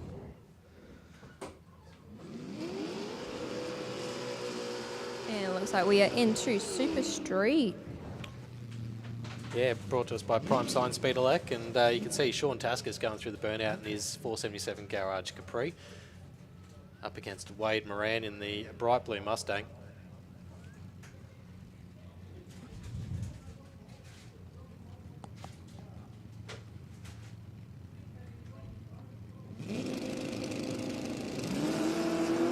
Boris Reds an 075 for Wade and 034 for Taskus. I think they're just loving all the red lights this morning. A 1170 for Wade and 1134 for Taskus. Troy Hudden in the speed flow lane, Carla Barrett in the rocket lane.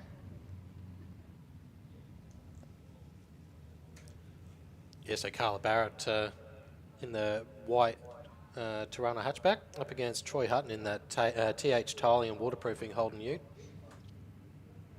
Now, Carla came out late in the last. I think she came out with the Super Sedans in the last round. Yeah, picks the wheel up on the start line. 9:45 reaction to an 057 from Troy Hutton.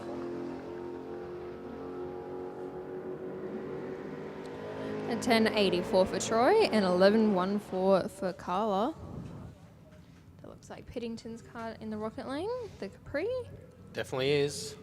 And 302 on board up against Tanisha Marshall in the RCE Performance Holden, the 383.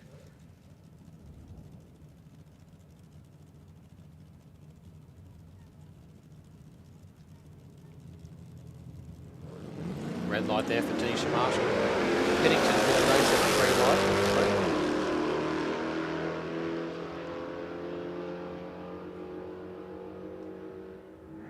Darren finishing off with 11.27 and 11.90 for Tanisha.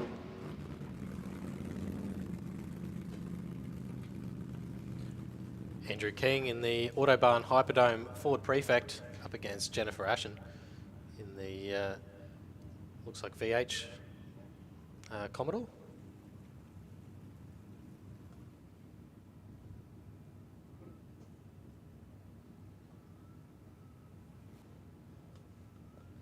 Yeah, Jennifer quite often making her appearance at the Street Series.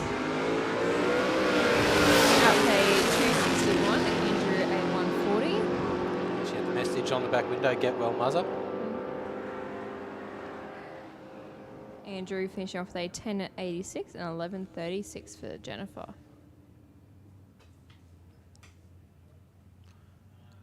Can I get Super Sedan, Junior Dragster to the lanes, please? Super Sedan and Junior Dragster to the lanes. Matt Francis in the speed flow lane over here in the panel van. Travis Greaves in the rocket lane in the XD Falcon. No shortage of cubes on board the XD Falcon, 393. Just poking out the top of the bonnet. Good reaction from there from Travis Greaves in the Falcon. 098 light to Matt Francis's 119.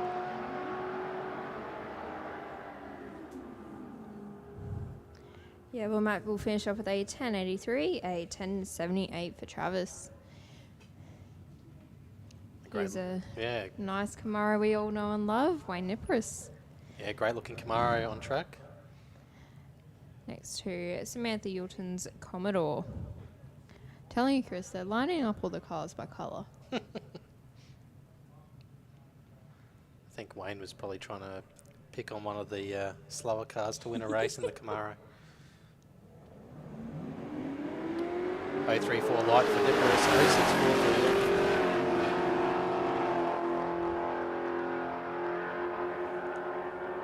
Camaro runs it through for a 10.56, 126 mile an hour, 11.60, 118 there for Samantha Yulton.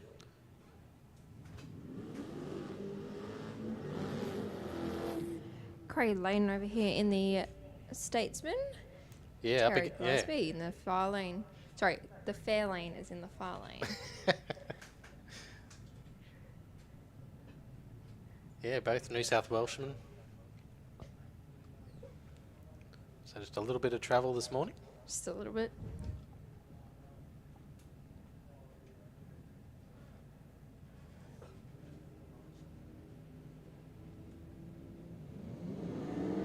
Both red sides of the track. 199 red to a 015 red for Terry Glasby.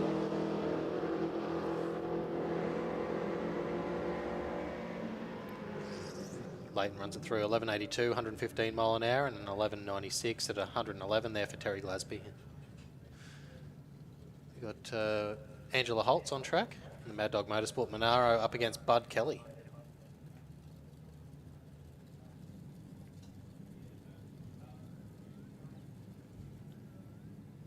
Bud Kelly in the big HQ Premier.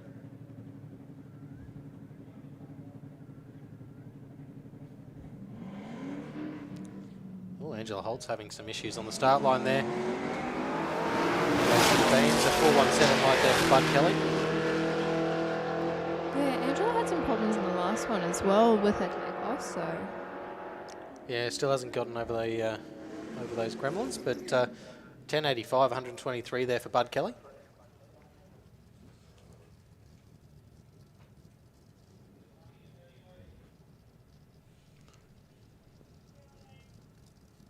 So we continue on with Prime Science Elec Super Street. Got Carl Grading on track, Divine Massage and Herbal Spa, Ford Fairmont up against Tom Ryan in the Holden Ute.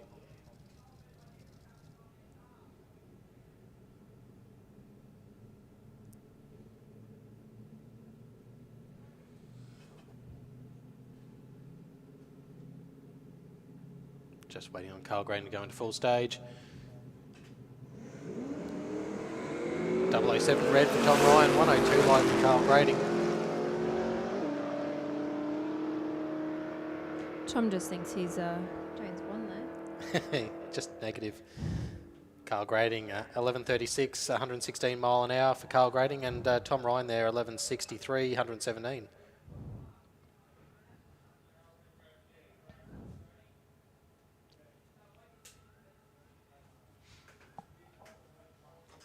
You know how most superheroes have like the reverse of them? Like there's the reverse Flash and there's a Venom. So he's the reverse drag racer. Tom's just Tom's the reverse James Bond.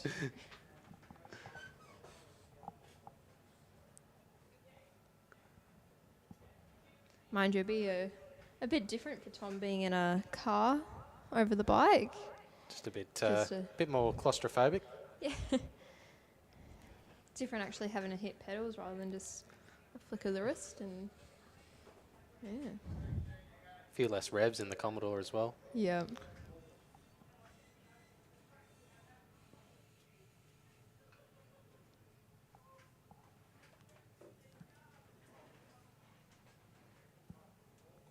And what's the standard group of junior dragsters called these days? We won't comment on that one, but looks like we're going into some SuperFloor Junior Dragster by the looks.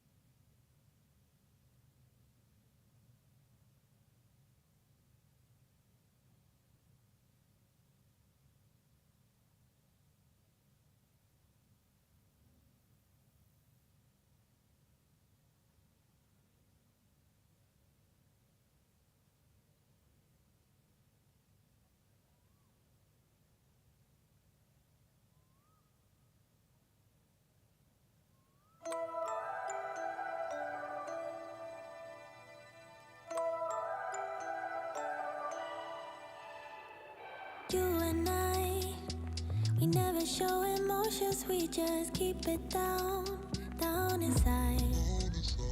Yeah, you and I, both longing for expression for the things we like, but we stay quiet. Hold me now, tell me things, tell me all about how you feel. Just let yourself go. Say it loud, wake the world on the other side, make it real. Just let yourself go, just let go. Ooh, just let go. Oh yeah, just let go. Ooh, just let go. Just let yourself go. Let yourself be and you.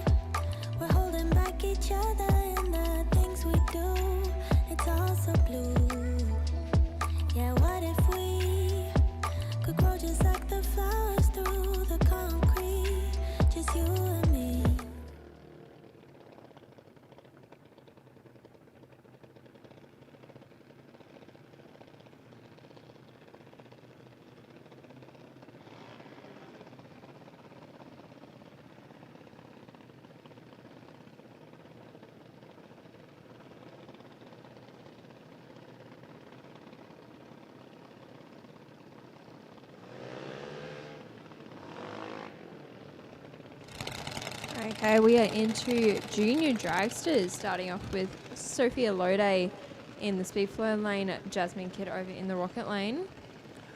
Yeah, so both B juniors as well. It's basically heads up racing.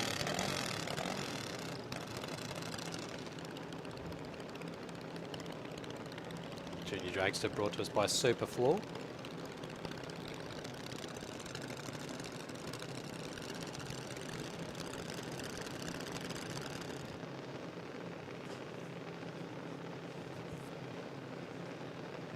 Quali 2, basically just to get valuable data ready for the next couple of rounds of racing. Red light there for Sophia Lode, 096 red, Jasmine Kidd 242. And Sophia Lode runs it through 862, 75 mile an hour, and an 865 at 74 mile an hour there for Jasmine Kidd.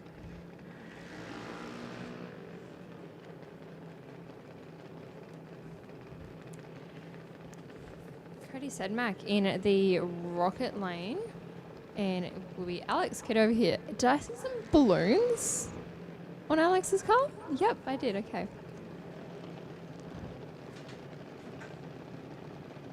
There we go. I think it might be Alex's birthday. I believe it is actually, to be honest.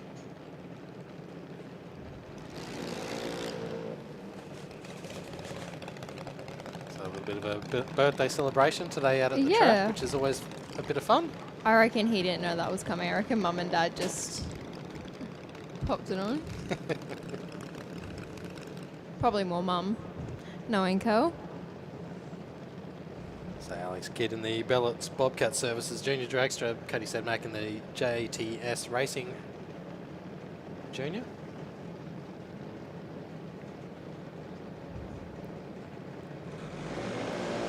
.016 light for Alex Kidd, 095 red for Cody Sedmac.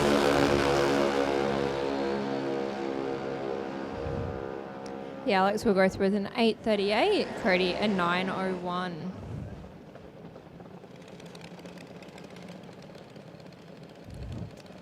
Chase Carslake over here in the speedflow lane, Tamika Carslake over in the rocket lane. So we got the siblings next to each other. Yeah, who's going to get the better tune-up in their A Junior Dragster? We've got Dad Ashley with Tamika, who races in Modified now. Scotty Betts, who has been around this racing for years, used to race in Modified as well. So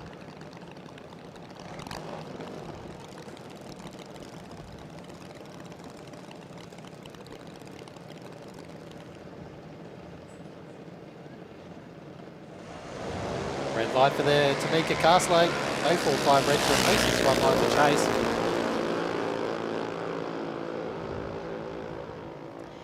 yeah, well, Chase will finish off with an 835 and 869 for Tamika. So Chase has got the better light. And the better mile an hour, 77 mile an hour to 73 for Tamika. Okay, Kyle Schultz in the speedflow lane, Tyler Bella in the rocket lane.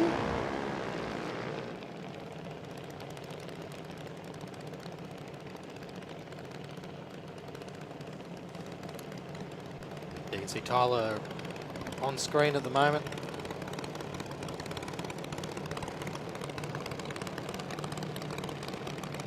Getting some final tune-up before he goes into pre-stage. Carl Schultz already waiting in the A Civil Junior.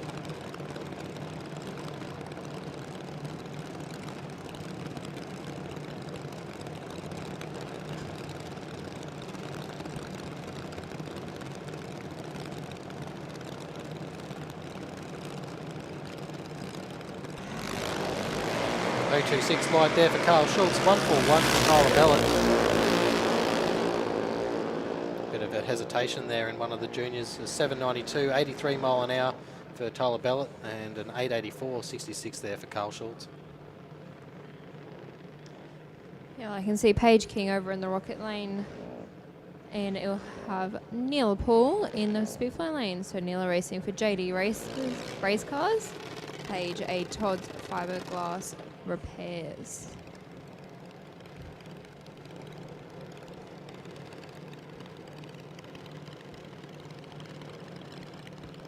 Yeah, so this is the difference between an A Junior Dragster of Neela and Page's B Junior.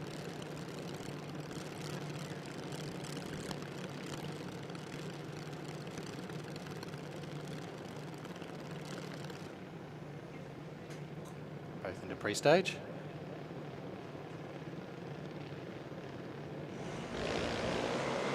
So an 030 light there for Neela Paul, 097 for Page.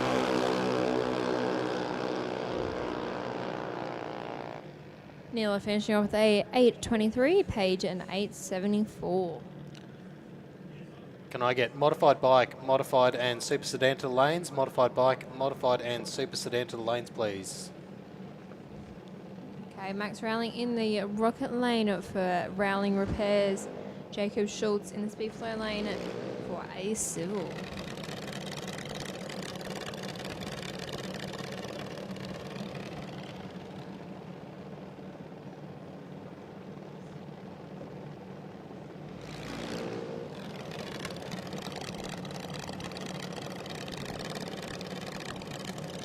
Good to see a few sponsors supporting Jacob Schultz, the obviously A Civil, SCG Racing Parts, giving us the support.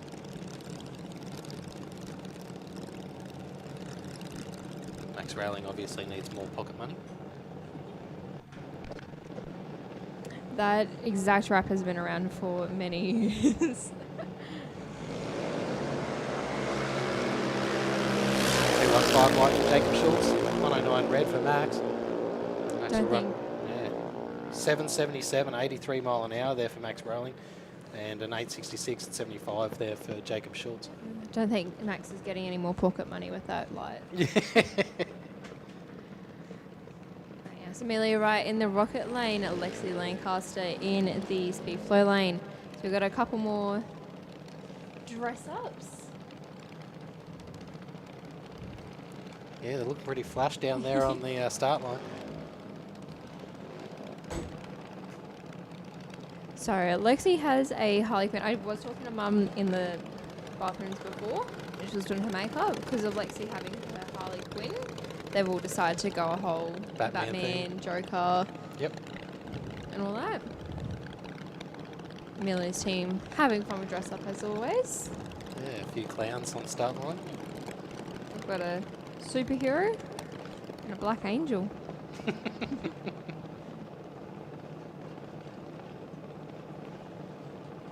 Surprised your dad's not out here in a costume. So Lexia with a 135, Amelia and 160 red, finishing off the 801 and 869 for Lexi.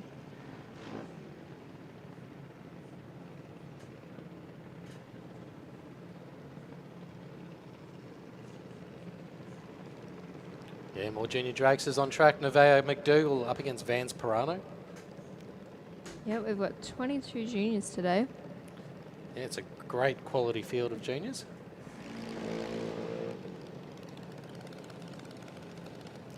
So we've got Vance Pirano on screen at the moment. In the Beck's Hair Lounge Junior Dragster.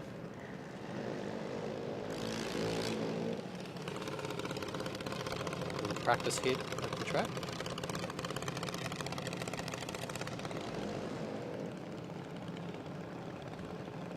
Nevaeh McDougall in the SVO Transport and Towing Junior.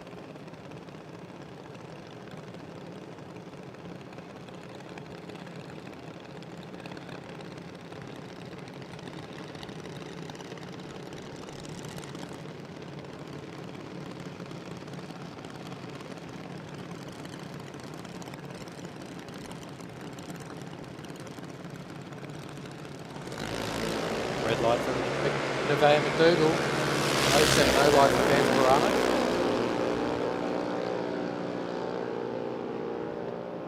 And a string of 8 sixes for both sides of the track with the B Junior Dragsters at 76 mile an hour. Can I get Top Sportsman, Modified Bike and Modified to the Lanes? Top Sportsman, Modified Bike and Modified to the Lanes, please.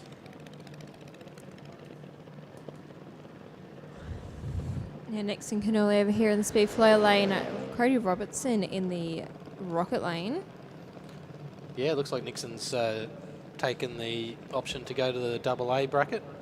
Yeah, there's a couple of juniors with that. Just to get some more speed out of these juniors. Yep. Wish I had this around when I was racing. Just a bit slower with the 8-second rule. I was always sitting there going, can I go faster? Can I go faster? Can I go faster?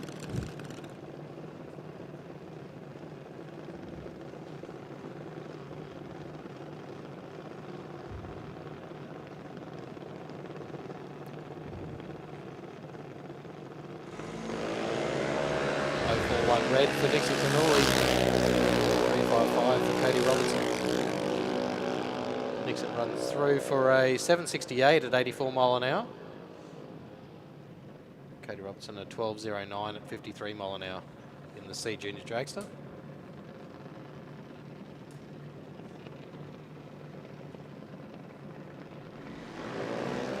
Looks like Dakota Bray getting the bye. The Smith's Transport, JD.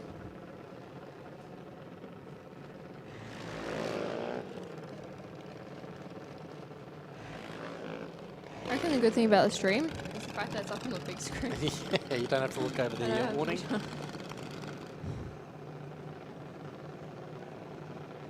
But yeah, great day to be out at Willowbank Raceway. Plenty of on-track action, including one of the testing vehicles being a top fueler. Yeah. If you're not already on, if you're on the live stream and close by, make your way out to the track. It's going to be a great day. Dakota Bray, Smith's Transport, Junior Dragster, 154 reaction time.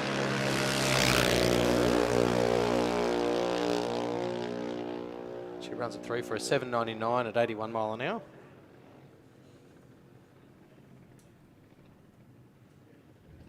And looks like we'll have Ryder to finish off with his licensing. So yeah, Top Sportsman, Modified Bike and Modified. If you're not already in the lanes, you need to be now. We're about to start your categories. So Ryder Marston, the C Junior Dragster on track.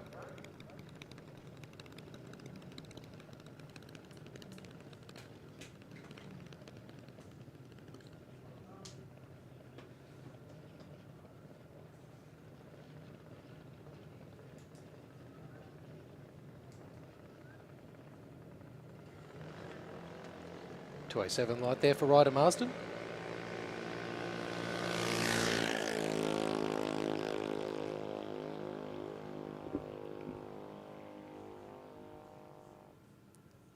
So a good way to get to know how to handle the little junior dragster.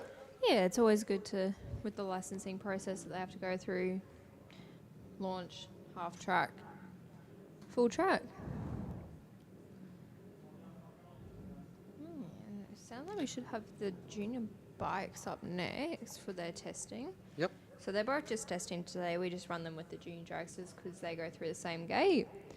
Not racing the full track means that all the junior dragsters do pull off at an earlier gate. So it's easier to run the junior bikes at the same time. So we don't have to come back up, open the gate, set everything up.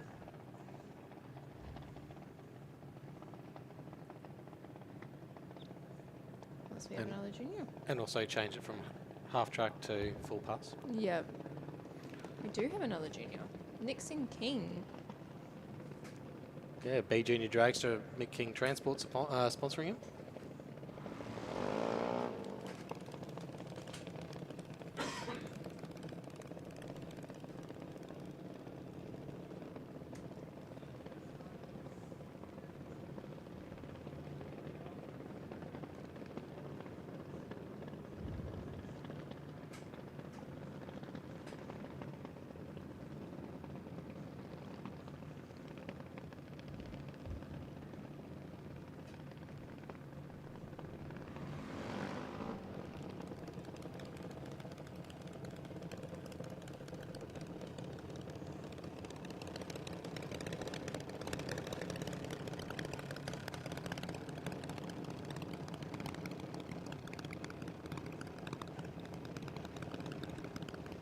Nice little test hit there at the track for Nixon King before he went into pre-stage beam.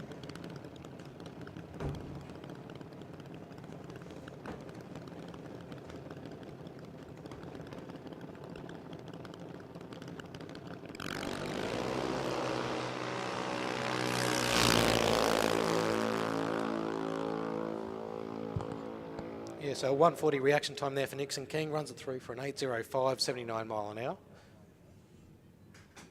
And looks like we've got some junior bikes on track.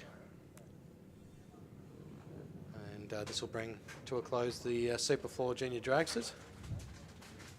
Yeah, so we'll have our back hot boys. So Kai over here in the speed flow lane, Jaden in the rocket lane. Jaden, the older of the two and the more experienced with the junior bikes, having rested a little bit longer. Yeah, so if you're not inclined to race dragsters, you can always jump on one of these. As long as you're 12 and older. Whereas the junior can start when you're 8, so. I think I'd rather the bike. I'm good. I couldn't fit in a junior anymore. Well, we know Mark can't. We tested that. we have proof of that. Need the bigger shoehorn. So Jaden will finish off with a 960 and Kai an 1135.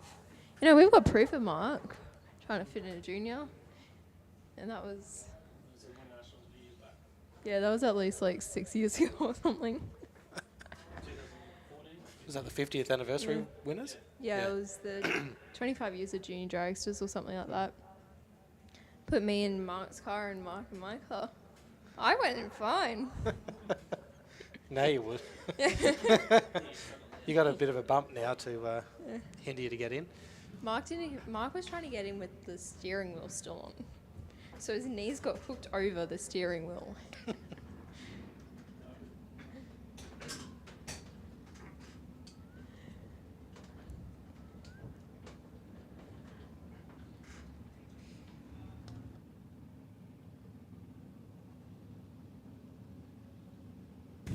All right, I'm back on the microphone. We got, what's it, Q2 for Super Sedan coming forward.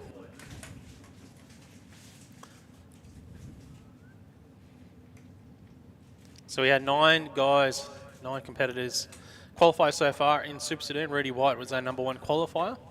On track, it's Mitchell Bauer and Damien Morris. Just a call for QDRC SuperComp Top Sportsman Modified Bike and Modified Eliminator to the lanes, please. So SuperComp Top Sportsman Modified Bike and Modified Eliminator to the lanes, please. So Damien Morris over in the rocket side of the racetrack take on the forward of Mitchell Bauer. We can see Bauer moving forward.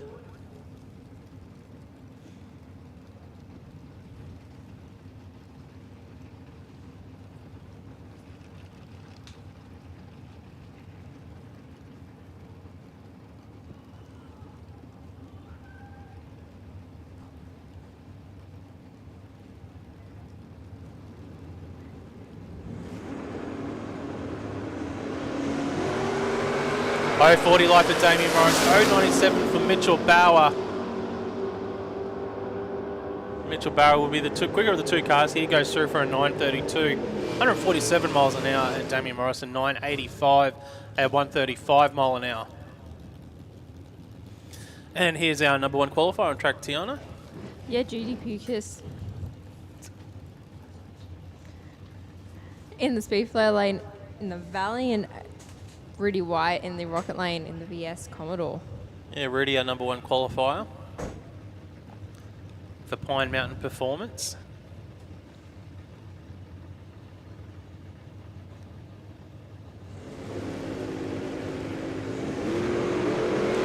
Judy out with a 181, Rudy a 020 red. So good thing he didn't do that one in the first round. Yeah, he started the season off strong, Rudy White.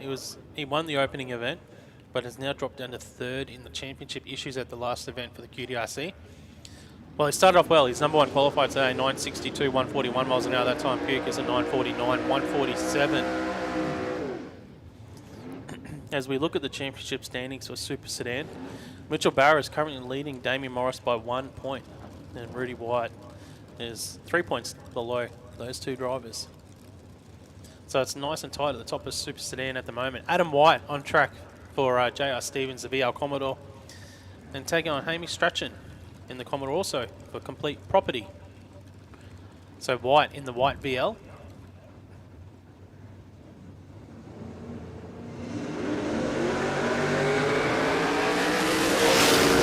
Yeah, White out with an 026, an 017 for Hamish. And Adam will finish off with a 954 and a 1060 for Hamish. Wayne Hyatt in the Speedflow lane. Brendan Shaw in the Rocket lane over in the Toronto. Yeah, Wayne Hyatt running for Boss Hose as hydraulic hose repair guys. Check them out if you need to get some hydraulic hose repairs. Boss Hoses, taking on Brendan Shaw for Raw Support Services and the Tirana. So Wayne Hyatt in the Toyota, just moving forward.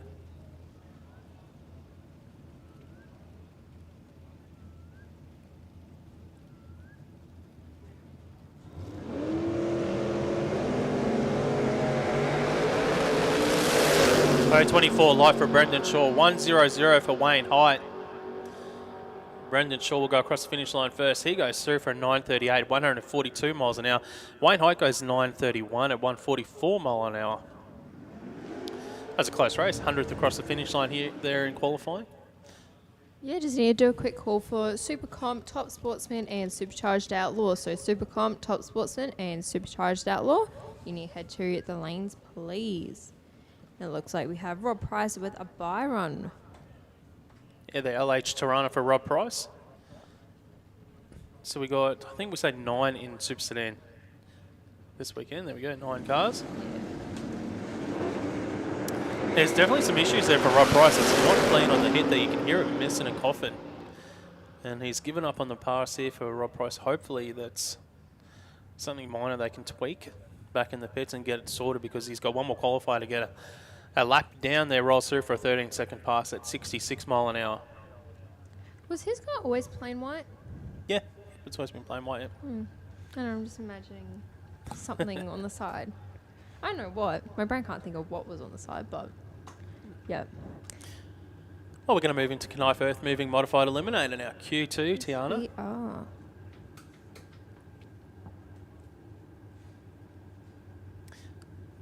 If money was no object for you, what class would you race in? Okay. Money was no object. Probably Supercharged Outlaw. Supercharged Outlaws? Or Modified. Or Modified. I've always said I wanted to race Modified after watching like you and Dad and Kelly Kidd and all that. It looks like the best people-wise. Yep.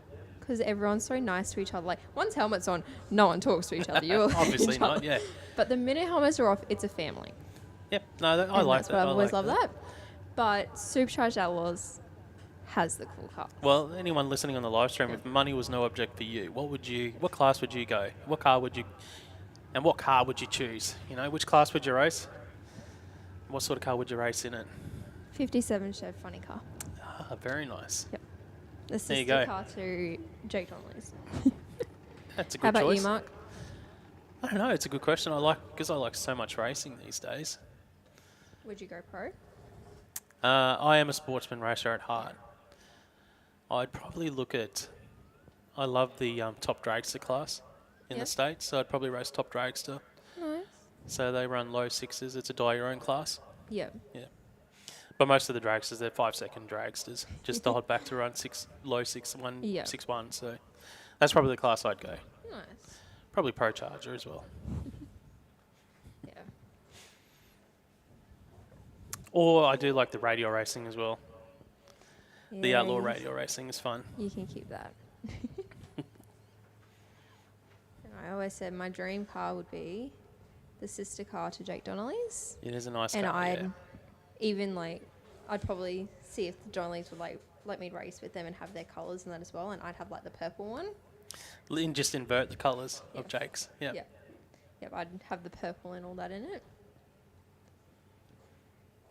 Very cool. Yeah. I wouldn't have picked that. Do want to race modified though. That one is. Yeah, modified's a good bracket. Yeah. I think everything you said there is true, but that's probably the case for all the classes. I think every class is like a family within a family.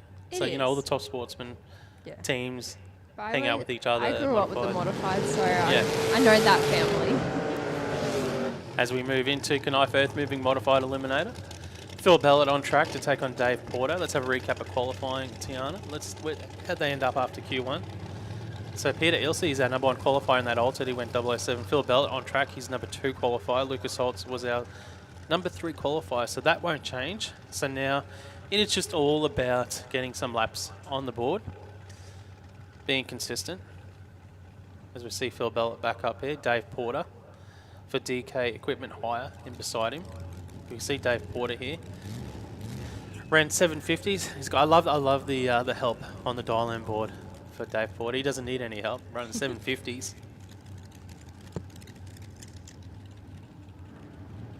Phil Bell has been doing this for a long time. Very experienced racer. Won lots of races in modified. And great reaction time. If you can back it up and go a 00 again, another 770 pass, you'd be happy. Oh yeah, definitely. Well, 061 is a little bit slower for Phil Bellett on the tree. Porter was 027. That's a good light for Dave Porter. And Porter will go through for a 760, 178 miles an hour. Phil Bellett consistent with a 776 at 170 mile an hour.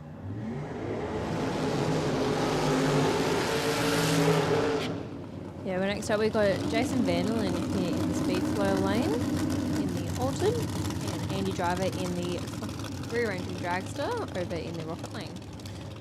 Yeah, Andy driving for A&K Site Services. And Vanderlyn running for Sanford Valley Realty.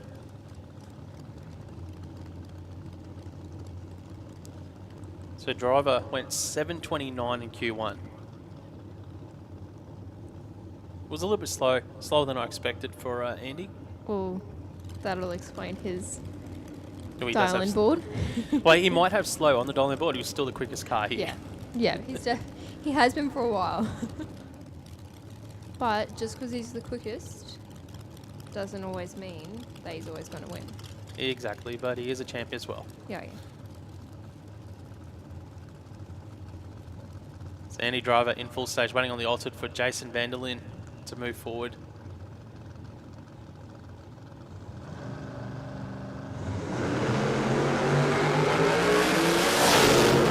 .004 red for Jason and 032 for Andy. Finishing off with a 731, a 780 for Jason. Expiring out, Knijff Earthmoving Modified Eliminator. We've got 9 competitors this weekend in Modified. Andrew Pinkstone in the dragster for Pinky's Toy, backing up to take on our number 1 qualifier, Peter Ilse. And the T-Bucket, the Altered. So Modified is a class for what we call our open vehicles. It's a die-your-own class. So this is where you'll find dragsters, Altereds, funny cars. Hot rods can compete yep. in Modified as well. You just got to run quicker than 10.99 seconds Yep. and you qualify. So Yeah. basically, in racing, get to the finish line first. Don't go quicker than the nominated time that you nominate. And don't go red, you get the win. Yeah. And don't hit a wall. Andrew Pinkstone actually third in the points at the moment for Modified. I think Modified is one of our biggest breakups with points. Yeah, so he's 10 points behind. Lucas Holt's currently number 1. Great light. Yeah, great light for Andrew Pinkstone. 014 for Peter. That backs up his trips, his number 1 spot, I should say, earlier today as well. Pinkstone 757, 176 miles an hour. Peter Ilse goes 843, 151 miles an hour. But Peter, that's impressive. So he's our number 1 qualifier. Went 00 Q1, went 014 second qualifier. So that's watch out, Peter Ilse, laying down some smack here in qualifying. Okay. And consistently went 840s both passes as well in the altered. Just a call for QDRC Comp Bike, SuperComp, Top Sportsman, Supercharged Outlaws, and Modified Bike. Here we go. Number 1 in the points. Lucas Holtz over in the rocket lane. Done in the altered. Chris Reed in the speed flow lane over here in the roadster. Yeah, Lucas. Again, up number 3 qualifier. And the reason why we talk about the top three with the round robin format that we run in racing, so there's 3 rounds of racing. If it is an odd field, round 1, number 1 qualifier gets a bye run. Second round, number 2 qualifier gets a bye run. But in the third round, and I find this, it's a big advantage as well in the third round. If you're number 3 qualifier, you get the bye run in the third round. Yep. So a lot of the racers think that being third qualifier is actually the best spot to be. Yep.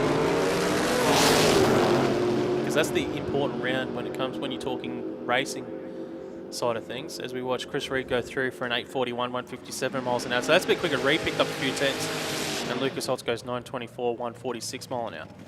But a lot of the racers actually think being third qualifier is probably the spot you want to be, because that's the round of racing where you need to dial in, get a win to be one of the potential finalists. But Yeah. number 1 qualifier means you get the bye run first up, so you get a win straight up on the board, so you get a dub first round. Yeah, it's definitely good to be third with Chicago Shootout and this type of racing. If it's eliminations, then you'd want to be first, because Yeah, 100%. you're definitely getting through that first round. Yeah, But that's the big one. You can springboard you then into that second round because you got that freebie, no pressure. You Yeah. can test out that dialing. So Brett Farnell on track for Team Bray Racing, the dragster, the front engine dragster. I think it's the only front engine dragster we got this weekend. Yeah, there's no Abby this weekend.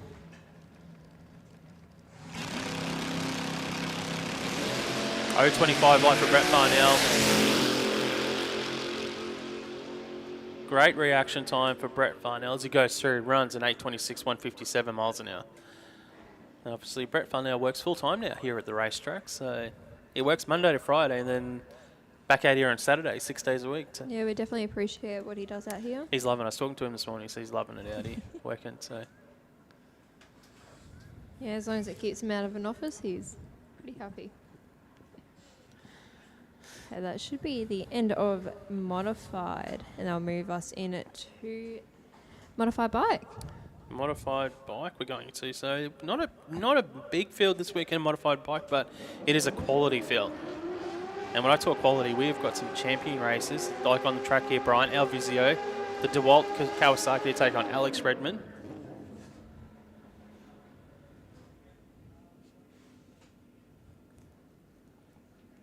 So Brian Alvizio will be in the speed flow lane side of the racetrack, so that's the grandstand side. Redmond in the rocket lane. And just to call for our testing vehicles, you guys can head around to the lanes, please. Testing to the lanes, please. Alvizio out with an 056 light. Redmond goes 330. Brian Alvizio will take this bike across the finish line. He goes a 9:01, 148 miles an hour. Very consistent. He went 9:02, I think, in Q1. Redmond goes a 10:28, 136 mile an hour. So having a look at the points in Modified bike, looks like 3 straight finals for Brian Alvizio with 2 wins and a runner-up. He's got a commanding lead already of, 13 points. Yeah. That's an impressive lead at the halfway point of the season for Brian Alvizio. Next up, Bobby Schluter. So I think in the last 12, 18 months, Bobby Schluter's raced on a junior drag bike. She's running comp bike and modified bike. And performance bike. She did performance bike down in Sydney. Yeah. So Bobby Schluter, Jason Clarkin. Clarkin out with an 021 light. Bobby goes 027 red. And Clarkin runs through for a 974, 152 mile an hour. And Schluter an 1106, 130 mile an hour. Yeah, Mark Ashworth in the speed flow lane on the GSX, and Jason White over in the rocket lane on the Hayabusa. Now, we didn't see Jason White in the first qualifying session. He was scheduled to come out and then got pushed off. So obviously he's got the bike sorted back here now.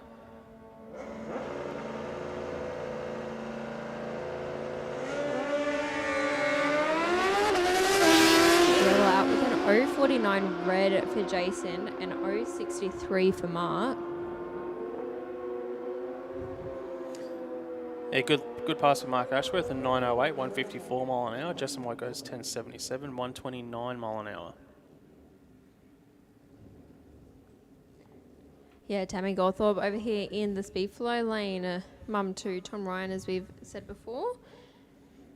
And Scott Munch in the Rocket Lane on the, well, both of them on the Suzuki's. Yeah, Tammy running for Powerhouse Dyno tuning on her Suzuki. Scott Munch running for Pro Cycle Dyno on his Suzuki. Reaction time goes to Tammy Goldthorpe, 125 to Scott Munch's 139. And Tammy Goldthorpe goes 893, 156 miles an hour. Scott Munch goes 899, 149 mile an hour.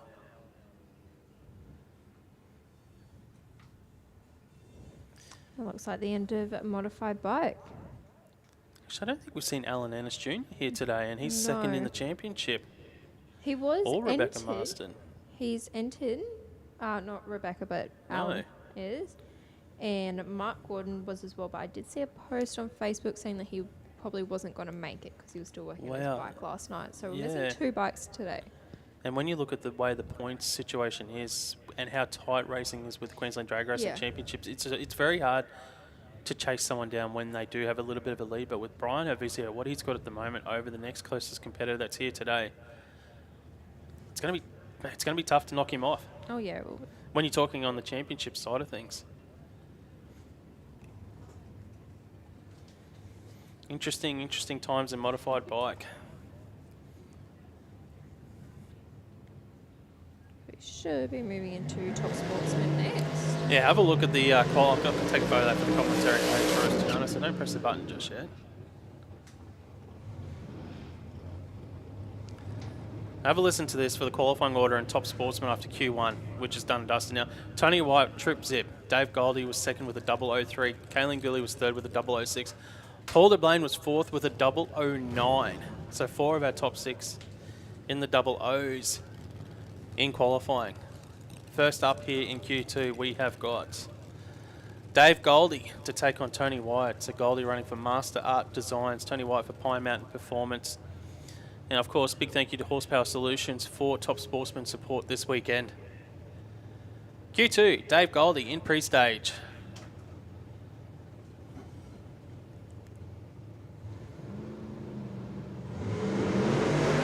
Oh, no way. Tony White has just gone trip zip again.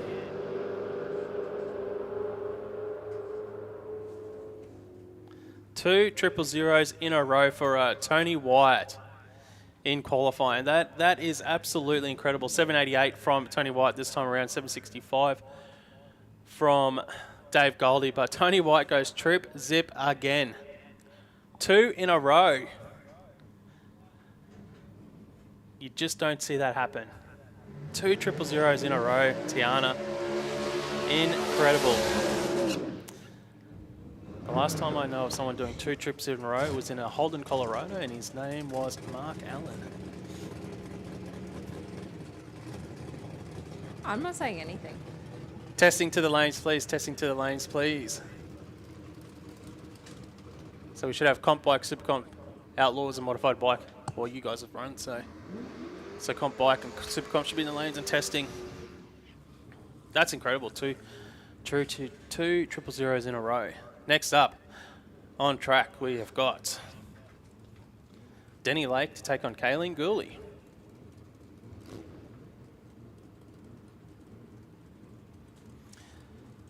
So Denny Lake in the Cutlass, and Kaylin Gooley in the LC Tirana. I've always loved Kaylin's car. Like, I'm a big Tirana girl. Yeah. And every time I see Kaylin's car, I'm like, yep. I would race that.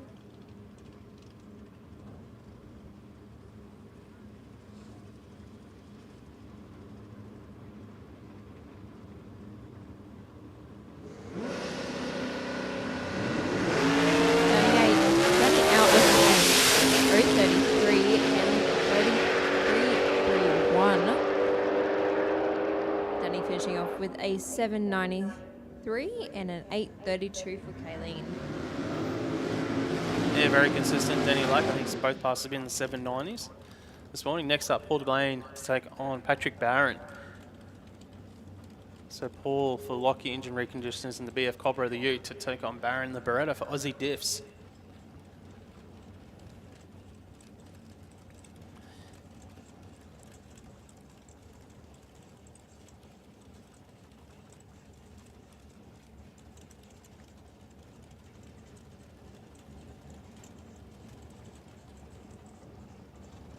Horsepower Solutions Top Sportsman qualifying session number 2. Both cars in full stage. 020 on both sides of the track here. Identical reaction times for Patrick Barron, Paul DeBlane. Across the finish line, this is a good race in qualifying. 8:58 to an 8:67. DeBlane with the 8:58. Barron goes 8:67, 158 miles an hour. But just another quality field, really, in Top Sportsman. Big thank you to Horsepower Solutions, and might bring a close to Q2 for those guys. Believe it will. So we should, In theory, be going into SuperComp. yeah.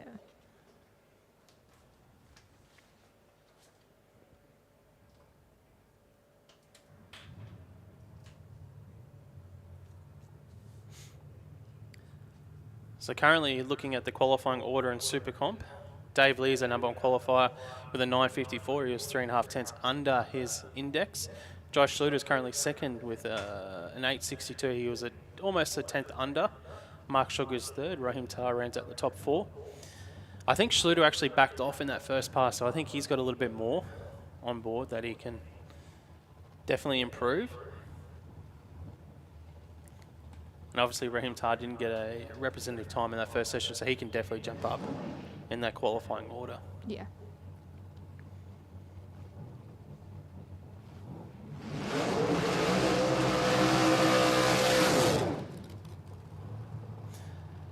So Mark Sugar's running in the DMSA class this weekend. So how do we get the indexes? Well, basically an index here in SuperComps this weekend is based on the record for the class plus 0.5 of a second.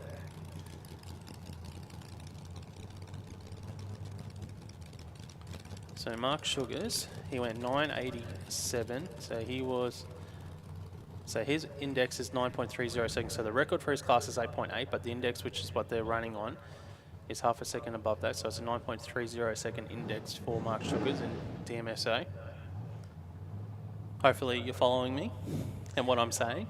Indexes go very much over my head. That's why I let you just have your moment with these guys. Well, just to make it more confusing, is the Comp Bike guys actually running on a different setup as well, even though they're the same style of class. Just to make it a bit harder. So Mark Sugar's out with a red light there, 137 red. Went 987 first pass and goes 964, so he does pick up a couple tenths. 138 miles an hour. Will that move him up in, I don't know if it's going to move him up in qualifying. I think that'll keep him in number 3 spot. No, mate, but that's just 3.5 tenths over that index of 9.30 seconds.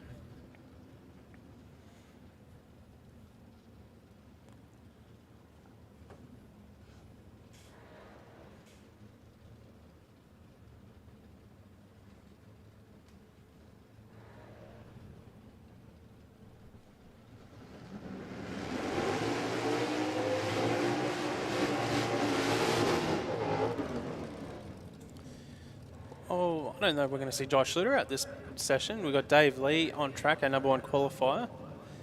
Backing up for a KPM performance to take on Raheem Tar for 477 Garage in the Falcon.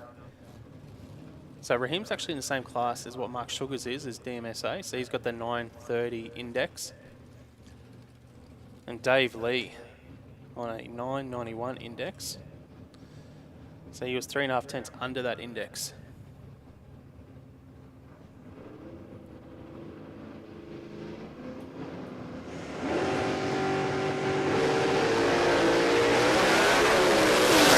Definitely a lot cleaner this pass than that first one this morning. Dave Lee, our number 1 qualifier, goes 951, but I tell you what, Tar goes 955 beside him, so he makes a big improvement. He might move up to number 3 spot. Dave Lee also improves by a few hundredths of a second there, 951, 145 miles an hour. Tar goes 955 at 138 miles an hour. Yeah, just need to do a final call for Supercharged Outlaws and Comp Bike. So Supercharged Outlaws, you're practically up, and Comp Bike, you're after them. So you guys need to be in the lanes ASAP, please.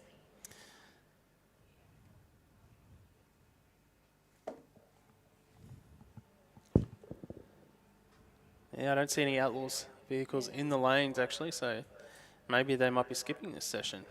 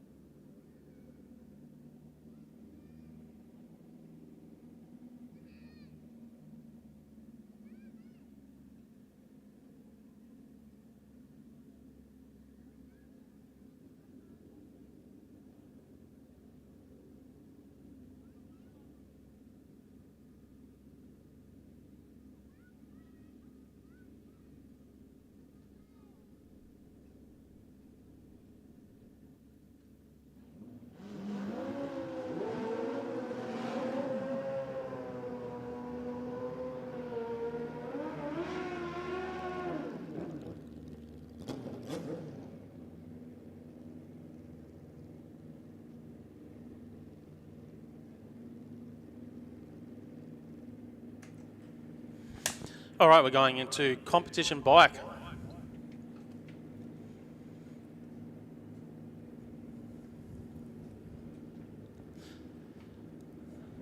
Here we have Carl Pacey over here in the speed flow lane, Johnny Lewis over in the rocket lane. Great lights from both rides, 025 for Lewis, 026 for Pacey.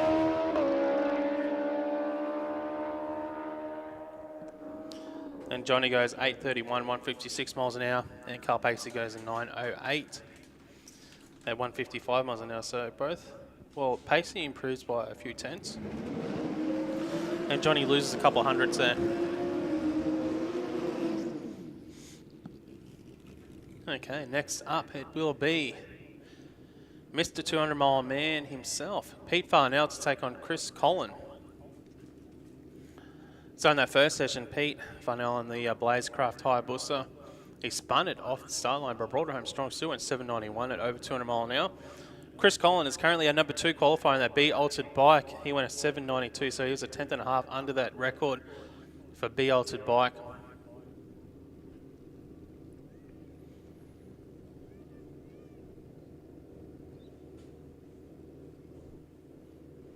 So Farnell was about 30 plus mile an hour over the speed record on that pass for the AA Comp Bike class.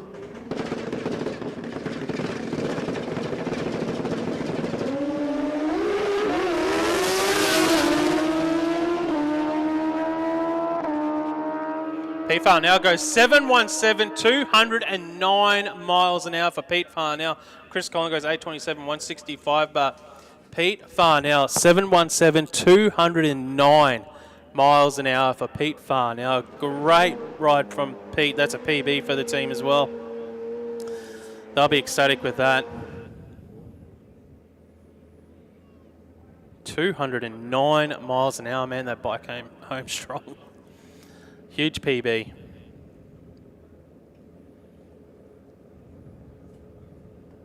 $209 mile an hour. Pete Farnell, they've got the crew down there just checking, confirming with me, yes. Almost 210.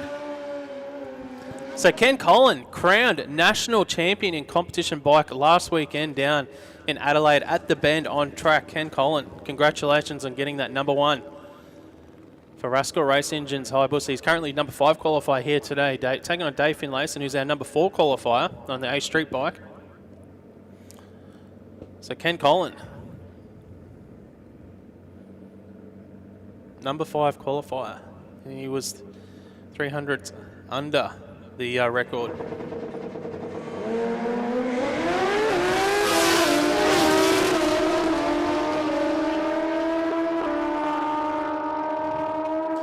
Doesn't improve this time, goes 786, 167 miles an hour. Finlayson goes 898, 159 mile an hour. So both riders going a little bit slower than that first pass today.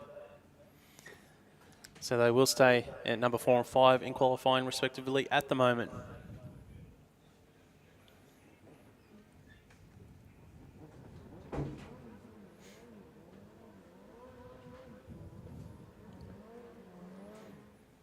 So our number 1 qualifier on track, Arvin Autor on the BMW. He's got a huge advantage over the rest of the field at the moment, almost half a second under his record, a 9:05 in that first session on the B Street bike.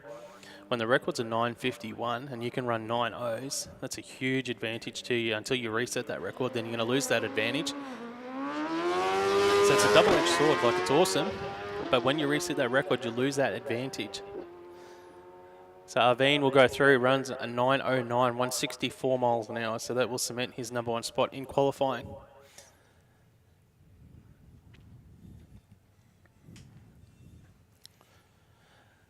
And that'll bring a close to Q2 for Comp Bike.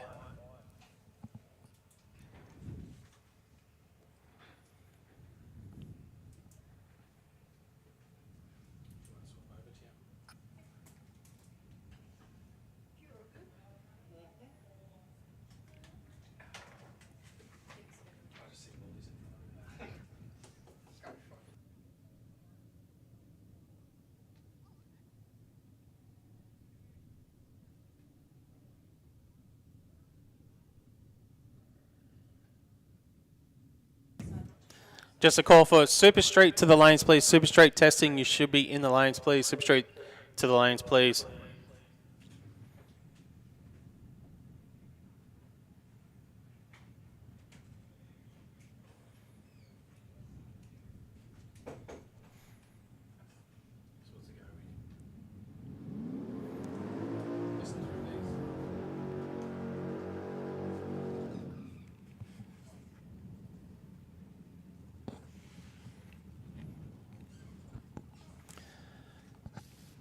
Okay, we're into a little bit of testing now. So we'll grab the entry list because we don't get the names for the testing vehicles. So we'll grab the entry list, Chris. Too easy.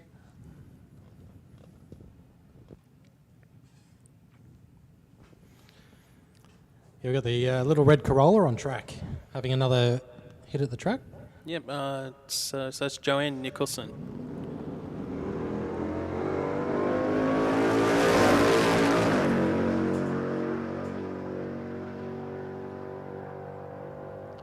So it looks like a nice full track pass for a 1029, 133 mile an hour.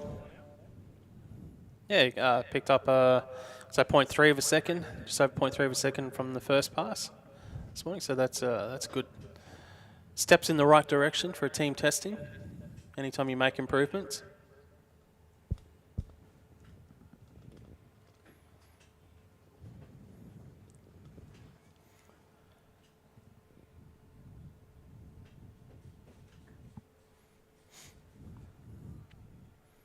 We might see the fueler back. Did you have a chat with the fuel team while you were down there? Yeah, when so you I went for a walk? had a quick squiz. Yeah, they had all the heads off and supercharger off.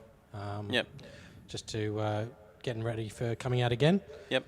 But yeah, I don't think they will be out here anytime soon, or within the next hour, I'd say. But yeah, they're just aiming at a couple of half-track passes just to test a few components that they've picked up over in the US. So yeah, it's good having a quick chat with some of the team members down there, and it's good to see what having that little bit of insight into Top Fuel racing. Yeah, that's it. Anytime you get new parts, you don't know how it's going to react with the other parts, how the car's going to change and the setup and all that. So you don't know until you actually get it on track, because it's not like a Top Fuel Dragster can be taken to a dyno and test these things or anything like that. It's your dyno is the racetrack. That's where you get to test and see the results and see how it then reacts. Yeah, well, apparently they got more horsepower too, so that's what they're trying to find out, and trying to get that to the track's a totally different story. Well, that's it. They're at that point now where the extra horsepower really isn't the issue, because you've got too much horsepower. It's about taking it all out and then putting it back in as quick as you can. You've got so much horsepower. And yeah, It's different fuel senders as well, just to fix that issue from the first round of testing. So hopefully that resolves that issue.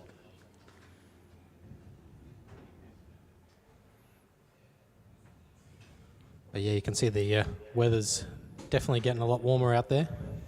Definitely. You know what, as a tuner and those crew chiefs, there's nothing more frustrating when you change a lot of things and then nothing changes on track. You change 1,000 things and nothing, it does exactly the same thing that you've seen it do from time and time again. Yep. And that's the sort of thing you don't like seeing when you change parts and try new things. But having that track temp and then having a cloud cover Yeah. come in, that's probably your best best situation for trying to get a quick time out of this track. I haven't been outside for a while yet. So it's is it warm out there now? Oh, yeah. Yeah. I do have a drag racing weather app on my phone for the track, so I'll have a quick look at it. I haven't looked at it yet today. Because it's totally different to a standard winter nuts weather. No, that's right, yeah. Unfortunately, we can't have that all year.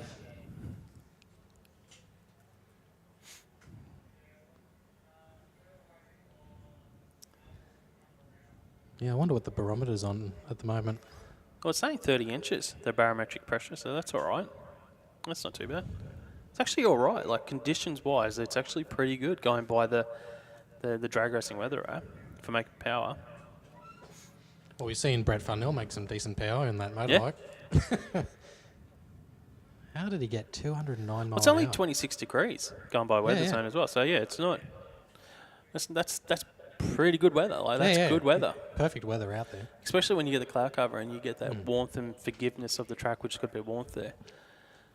So you can pick up, a hundredth of a second there. Yeah, and the wind isn't... and it's pretty negligible out there. Yeah, well, that's good. Tailwind's always better, but yeah. Can I get Supercharged Outlaws, Junior Dragster and Super Street to the lanes, please?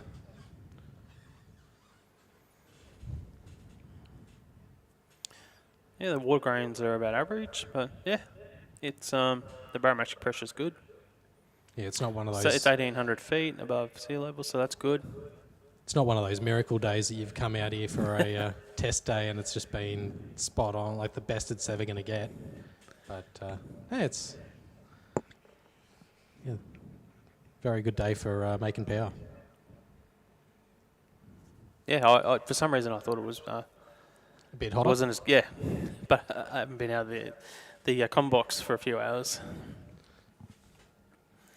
Anyway, so we are in the middle of qualifying and testing, and not too sure what's going on now.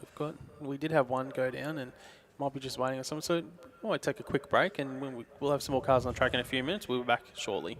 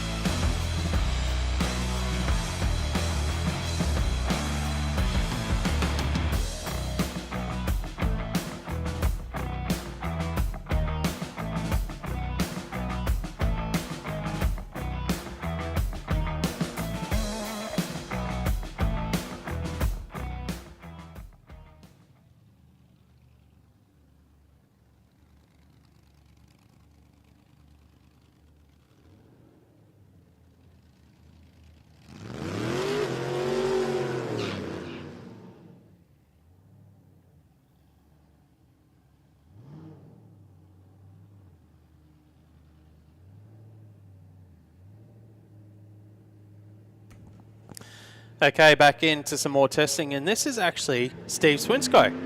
They used to race in Outlaws, funny car in that over the years. Bit of a different car change. Yeah. Runs it through for a 10.98 at 127 mile an hour.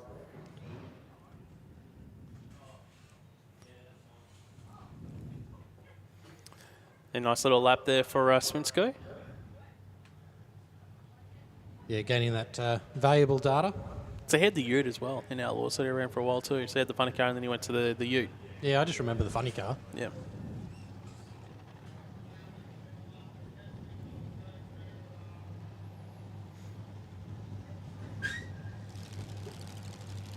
See the Tirana on screen. Who was the Tirana we had?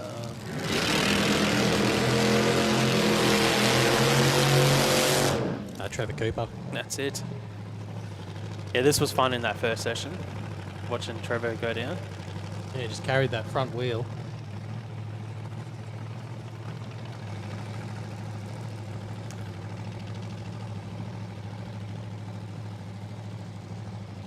That's how all Tirana should have come out from factory.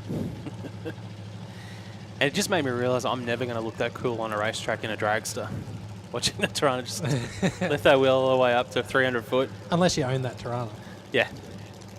I'm just like, my Dragster's never going to do anything like that. It's just Take the wheelie bars off it. I don't even have wheelie bars on it. They're just for show.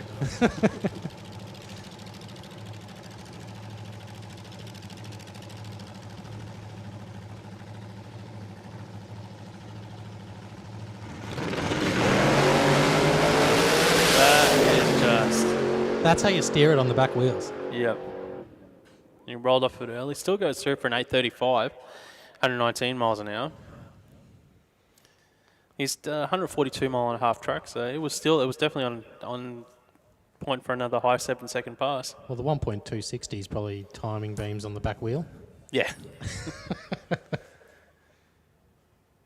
It's so easy. Like, it's not been silly. It's just straight down the track. It just looks cool. Looks like it's just doing its job. Everything's right. No tyre shake. Just picks up the front Smooth. wheel and just goes. Yeah, fantastic run. Okay, we're now moving into the final qualifying session for Real Street. It is the Donnelly Blasting Services Queensland Drag Racing Championships. Now we're moving into that final qualifying session before we get into racing later on. Tony Rogers for the WPH Ultra Street Cars BF Ford Ute to take on Craig Collis in the Jeep for Tyner's Candy Shops. Just seeing the Grand Cherokee just outside of full stage. He's just gone in. 094 light there for Craig Collis in the Grand Cherokee. 029 red for Tony Rogers in the Falcon Ute.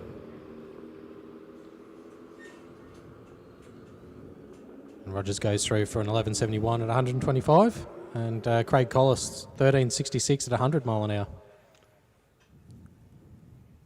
So they might have to change this category to real Grand Cherokee. Or They're quick, aren't they, the Jeeps? not wrong. You know, because sometimes you need to get to the to Audi quickly on a Thursday afternoon. Next up on track, we have got Paulie Gingell to take on Ian Nielsen. Nielsen in the VZ. Yeah, Gingell in the Jeep Grand Cherokee as well. Good reaction time there for Ian Nielsen, 018 for the VZ Commodore, and Paulie Gingell there with a 278 reaction. Ian Nielsen runs it through 1195, 115 mile an hour, and 1355 at 101 there for Gingell in the Grand Cherokee. The Dragon, Matt Coates for Bridgestone Albany Creek, the VF wagon, to take on Dale Samuelson in the Caprice for Better Corkel Maintenance.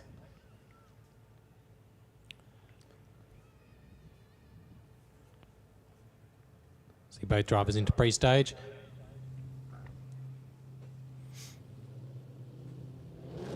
Good lights, both sides, 001. Where was that in qualifying? Yeah, shot out a gun there for Dale Samuelson, 016 for Matt Coates. 001 having some fun. Samuelson, 1265, 110 miles an hour, 1223 for Coates at 112 mile an hour.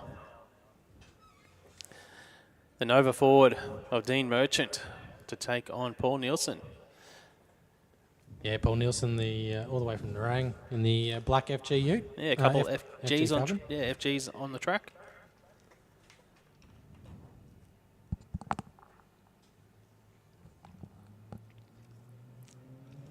.021 light to an 051 from Dean Merchant.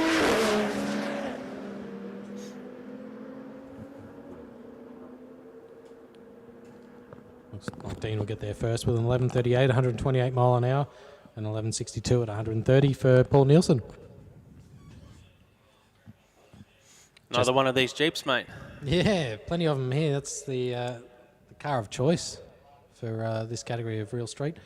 And that's of Cooper Lay in the Grand Cherokee up against Jessica Saggers in the Warrego Finance Club Sport. Well, you and Jessica have a thing in common. You both played for the Bradburys touch footy team. There you go. And yourself. Plenty of others around here too that have played. Yeah, Cooper Lay out with an 075 reaction time in the Club Sport for Peter Lay Custom Imports. But Jess Saggers in the Club Sport goes through first for a 1249, 116 miles an hour. And Cooper Lay at 1350 at 102 mile an hour. Say Jessica Sagers was probably a bit quicker than me. She got to play during the time when we actually won games. Where you played during the time when we didn't win anything. Yeah, it was a bit of a sore spot for us. Amy Johnson up next, the Peter Lay Custom Imports Club Sport up against Cody Lay.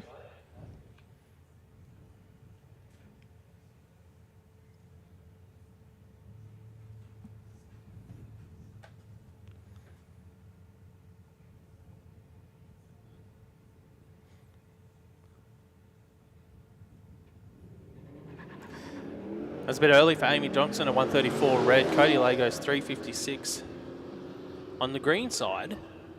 Yeah, you want to sharpen that up for the rounds of racing later on today. As we see Amy Johnson go through 1275, 112 miles an hour. Cody Lay at 1259, 110 mile an hour. And I think that might bring a close to qualifying for Real Street. And we're going to move into Prime Science Speed Elec Super Street final qualifying session. Yeah, it looks like we've got Wayne Moran sitting in the Mustang on track.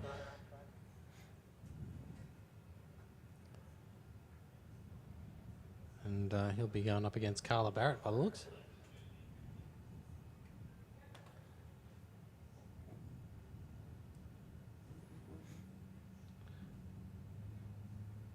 Just having a quick inspection of the track with one of our track walkers. One of our many volunteers that are very valuable to keep this place running.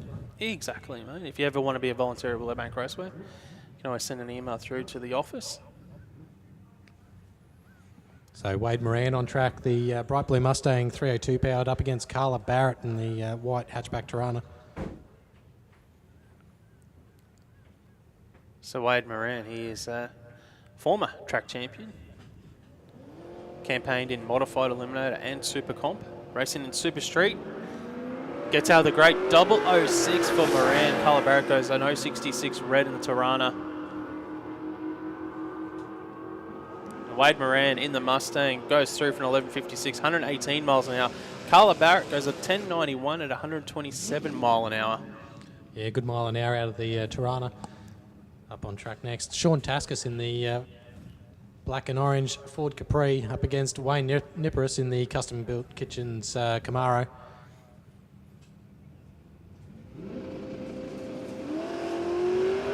Taskus picks the front wheels up, goes 0.98 reaction time, 1.23 for Nipperis.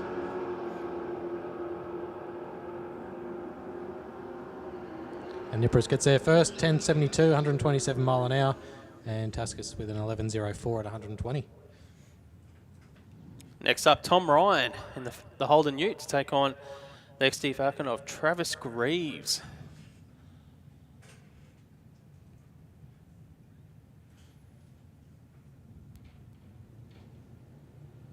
Just waiting on Tom Ryan to go into full stage. Yeah, Super Sedan to the lanes, please. Super Sedan to the lanes, please. 0.43 reaction for Tom Ryan, 0.96 for Travis Greaves. Yeah, Tom's obviously learned a thing or two from mum and dad. Travis Greaves go through 10.74, 125 miles an hour. Tom Ryan 11.56, 118 mile an hour.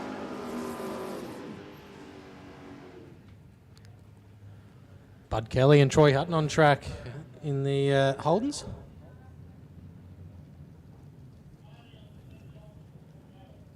So, was it HT versus HQ? I think you might be on the money there, mate. It's always hard to tell from when you sit up here and you can't see the front end or the rear end. Yeah, you need It's the just grill. You need the grill.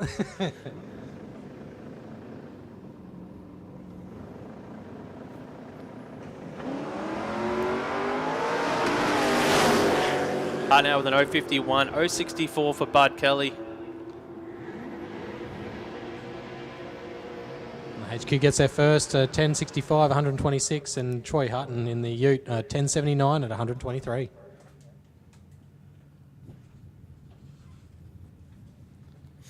Angela Holtz in the Mad Dog Motorsport Monaro up against Matt Francis in the Tuna Racing panel van. And hopefully Angela's sorted the Monaro out. Yeah, there were some issues this morning that we noticed, eh? That seemed clean for Angela. Yeah, 158 reaction time and 163 to the 60 foot. So it's seemed to resolve that problem on the start line. Runs it through for an 11.08, 124 mile an hour. Matt Francis with a 10.78, 126. Yeah, Super Street had, what's that, 18 competitors this weekend. So that's probably, I think that might be the second largest bracket outside of Junior Dragster. Here today, Jennifer Ashton on track to Nation Marshall. Yeah, 083 for Ashton in the Commodore, 003 for Tanisha Marshall in the old Premier. Yeah, great reaction time from Tanisha Marshall there. Goes through from 11.79, 115 miles an hour. Ashton an 11.13, 123 mile an hour. Andrew King in the Autobahn Hyperdome Ford Prefect up against Samantha Yilton in the BL Race Engines Commodore. So the small 289 taking on the 5.7 litre Commodore.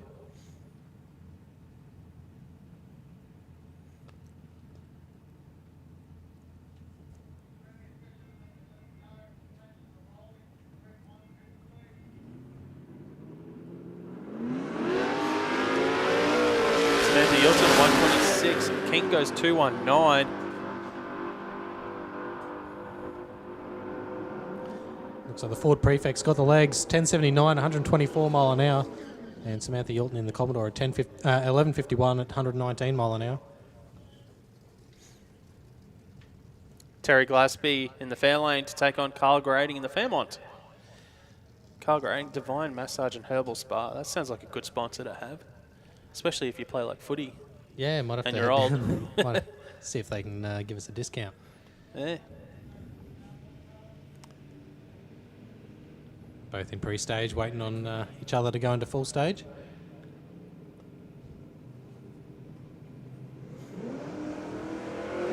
.061 light to 0.28 from Terry Glasby. That's how you want to end qualifying. Good solid light like an 0.28 from Glasby as he goes through for a 12.03, 112 miles an hour. And Grading an 11.28, 117 mile an hour.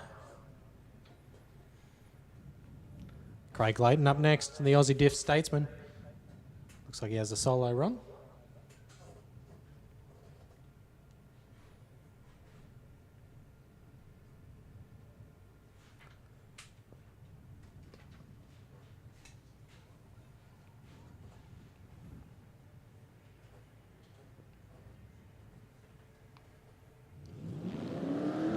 .009 red, so he was trying to test the tree on his solo run. Yeah, the Aussie Diff Statesman there for Craig Layton. Finishing off qualifying here for Prime Science Speed Elec Super Street goes through for an 11.75, 116 mile an hour for Craig Layton. He's made the track out from New South Wales. Craig, here for the Queensland Drag Racing Championships.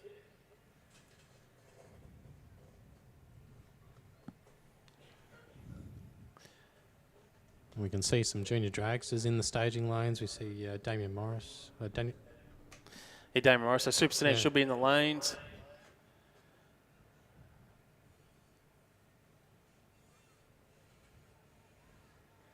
Actually, where is that schedule? Because the so junior dragster, junior drag bike, Super Sedan modified to the lanes, please modified to the lanes, please, and modified bike. So modified and modified bike. There's no one up here in the tower, but I'm just going to make a call and say, Yeah, get to the lanes. Get to the lanes. We want to keep racing. Yep.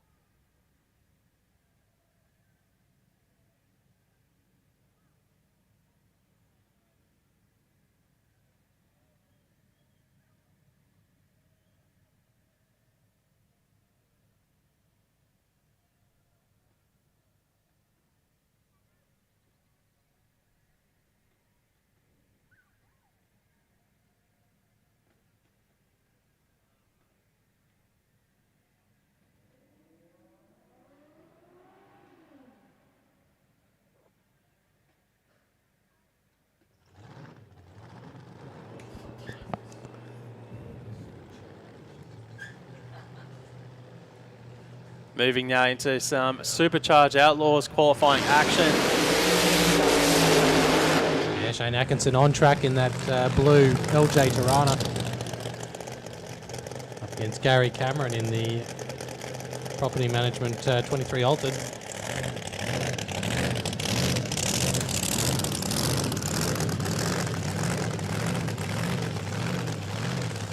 Yeah, we haven't seen Gary Cameron out today yet in the Altered for Garbutt Property Management.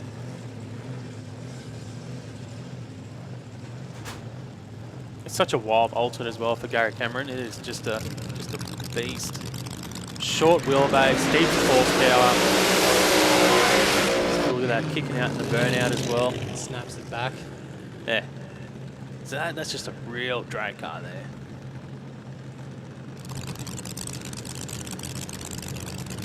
Can't beat the sound of supercharged cars. Especially when you're in a bracket that you need consistency to win. The one thing you don't want to do is go short wheelbase, no aerodynamics, no wing, no downforce in an Ultimate, but that's what he's done, Gary Cameron. Yeah, it's everything you don't want a race car when you're looking for consistency and repeatability and something that goes from A to B. You're not going to choose an Ultimate, but Gary Cameron does, and it is so cool to watch. And short wheelbase, nothing shorter than that Tirana. He's got some aerodynamics there to help him. Issues for Atkinson. You don't usually see that from Shane Atkinson. Yeah, but the Ultimate's going quick. 683, 196 mile an hour. And not quite Farnell bike quick. Yeah, that was awesome, though. So just another call for Modified Bike, Modified and Super Sedan to the lanes, please. Super Sedan Modified and Modified Bike to the lanes, please. But yeah, that Altered of Gary Cameron, that's cool. Yeah, I think that's the quickest vehicle today in Outlaw. Oh no, we got we got Neil Murphy. Yeah, this weekend we got the 5-second car, Neil Murphy's. That's it. He did go 610 though in that first session. It was a bit lazy off the line. I don't know if it was mixing up some cylinders or not. It did. But it was only 106 to the 60. You definitely want that down. It can pick up easy 4 or 5 numbers there at the 60. But we don't know what he's testing. Are he trialling new parts or trying something to tune up? You don't know. Yeah, unless they disclose that information to us, we don't know. No. But it's good because that's what I like to see. Sometimes in the QDRCs in the past, you'd see testing could have like 30 vehicles in it. I'm like, 20 of these cars could have been actually racing in respective in brackets instead of testing. I'm like, why would you? Even if you're just here to test, like, put yourself in race mode. You get more passes. You get passes, but you're still having to then take that mindset to start line with a competitor in the lane beside you, and and it is real testing and real racing at the same time. That's my theory anyway. If you're a licensed racer and your car fits in a class that's here on the day, and you get the sense of pressure and urgency on the start line that you would normally get in rounds of racing. So, especially if you've got even though Neil Murphy's car is one of the what we class as the professional classes in Pro Modified and Pro Slammer, he can drop back into Outlaws. He can drop back into SuperComp because there's classes there that can fit those vehicles.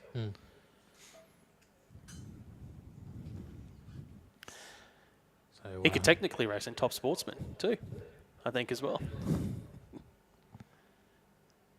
Jeez, he'd be pretty competitive in that. He'd be doing some big chasing. But looks like plenty of cars now in the staging lanes and bikes. That sounds like the Junior Dragster Brigade, possibly. There we go. I do like that some of the teams went in with some Halloween-inspired outfits today. Maybe that's what we should have done up here in the commentary box. Tiana, we missed out on a chance to dress up. Oh, Santa's always a good one for Christmas, Mark. Santa, you reckon? Christmas time? We should do something for that final one, that final QDRC, a bit of fun. I think this could be one of Tiana's last events of the year for commentary. She's still shaking the head, so she might be out for a few more. One or two. Anyways, Junior Dragster on track for SuperFloor. Final qualifying session, we have got Sophia Loday from Ripley. That's nice and close, taking on Jacob Schultz for A Civil, Corona Downs. So east versus west.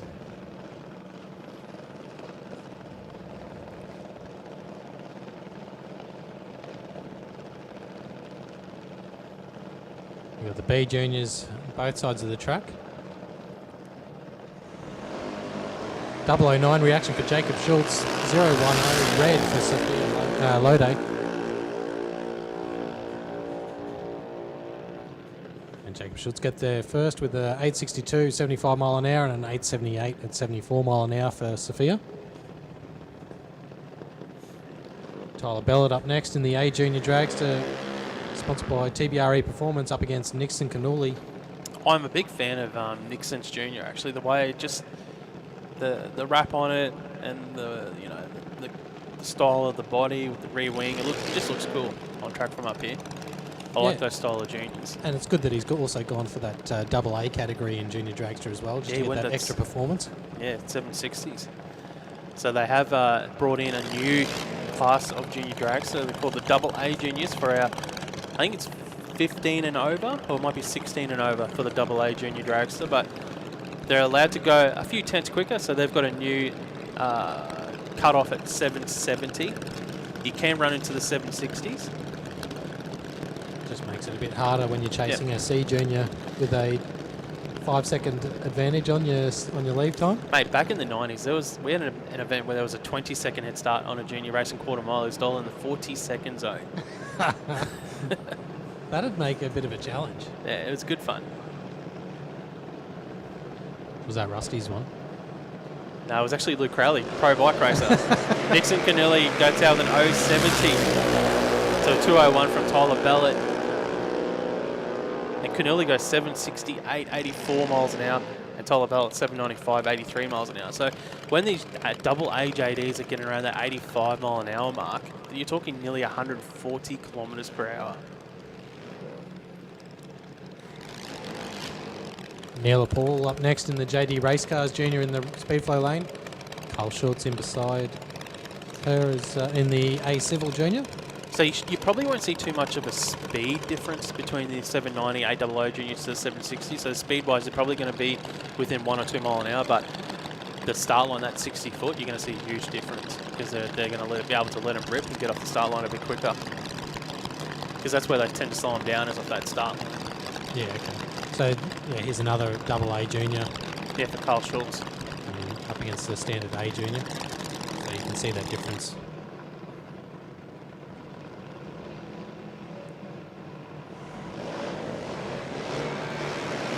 No issues for Carl Schultz, so not happy. He's missing a coffin there. Neela Paul goes through for an 829, 78 miles an hour. Very consistent for Neela. And Carl Schultz with issues in that double A JD, 1078, 65 mile an hour.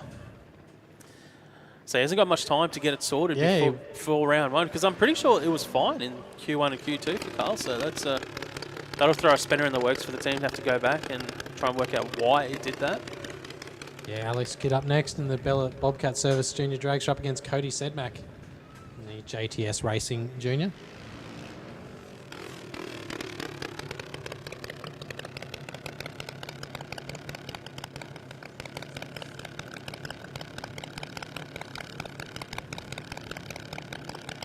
There for Alex Kidd. It's his birthday today, is it? There you go.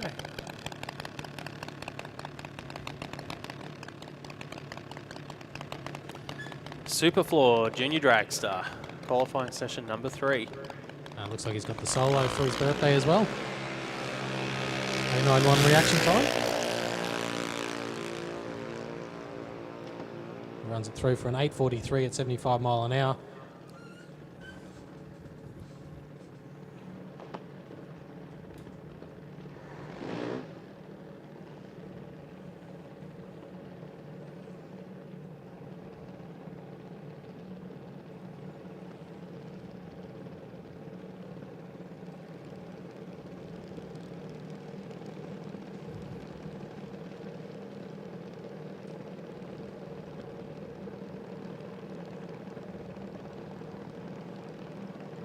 So it looks like Nevaeh McDougall is going up against Cody Sedmak.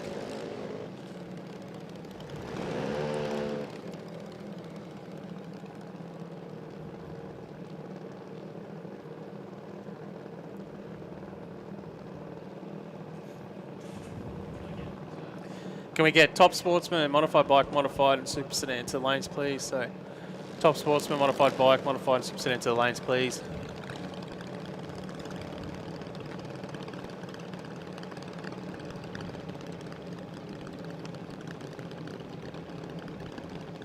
So both drivers about to go into pre-stage. Nevaeh McDougall and Cody Sednak both in B Junior Dragsters. And sharp on the tree. Both sides have got an 063 to an 042. And Nevaeh McDougall goes through for an 869, 76 mile an hour, and an 887 at 75 mile an hour for Cody Sednak.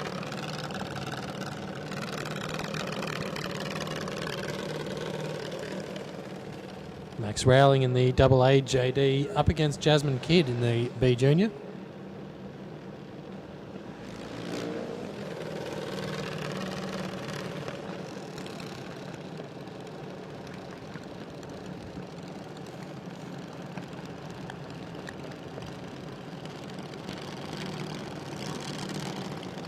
And no messing around there with Max Rowling. He just goes straight into pre-stage waiting on Jasmine Kidd.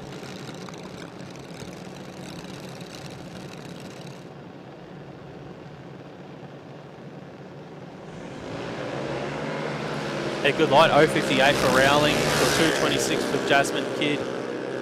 And Max Rowling goes through for a 772, 83 miles an hour. And Jasmine Kidd an 866 at 74 mile an hour.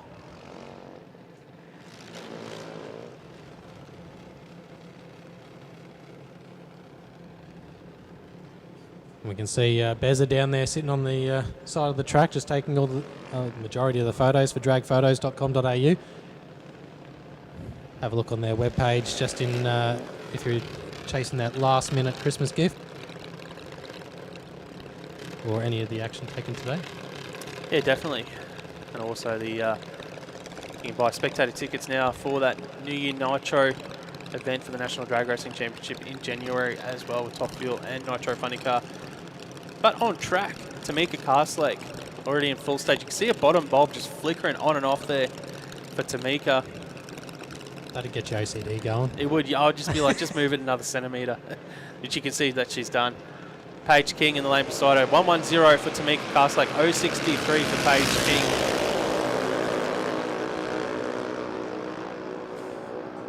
Karslake gets there first with an 869 at 72 mile an hour and a 908 at 70 mile an hour there for Paige King.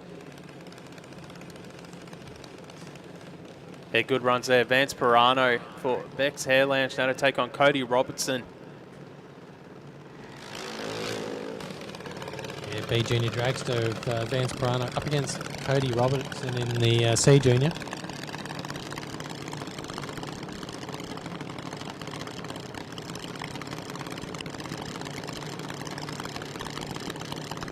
Some last minute tuning there for Vance Pirano on the start line.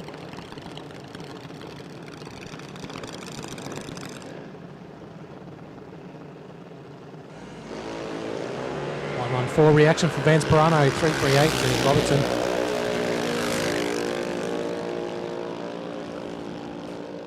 And Vance Pirano goes through for an 871 at 75 mile an hour, and Cody Robertson with a 1226 at 51 mile an hour.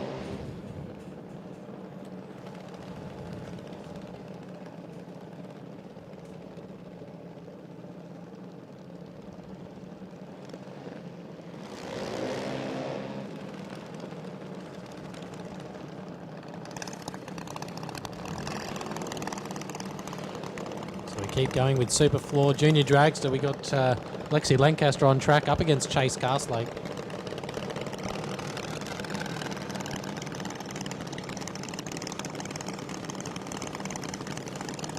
I know Lexi's dad, he had the costume on. It's gone now. He's got rid of the costume. Yeah, it looked like the Joker costume earlier today. Maybe it's too hot for him. It's a bit soft that he's taken it off now, no? Chase Karslake out with an 030 red there, a 187 for Lexi Lancaster. As you see Chase go through for an 833, 77 miles an hour, Lexi an 866 at 75 mile an hour. Next up, Dakota Bray in SuperFloor Junior Dragster, getting pushed back by Dad, Ben. Yeah, up against Isabella Hunter there with the Playful Junior Dragster.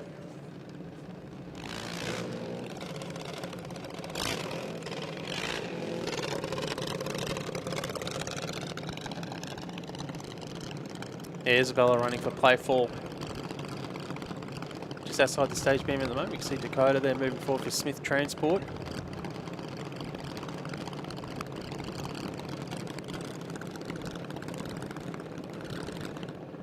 Deep stage there for Isabella Hunter.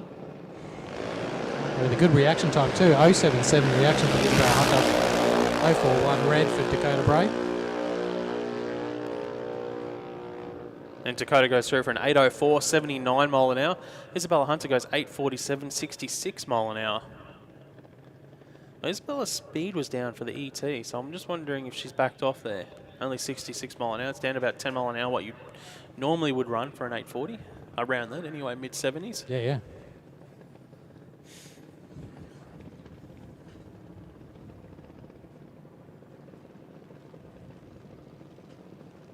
You can see on screen we've got Nixon King just sitting there in that silver and red junior dragster. Mick King Transport sponsoring him.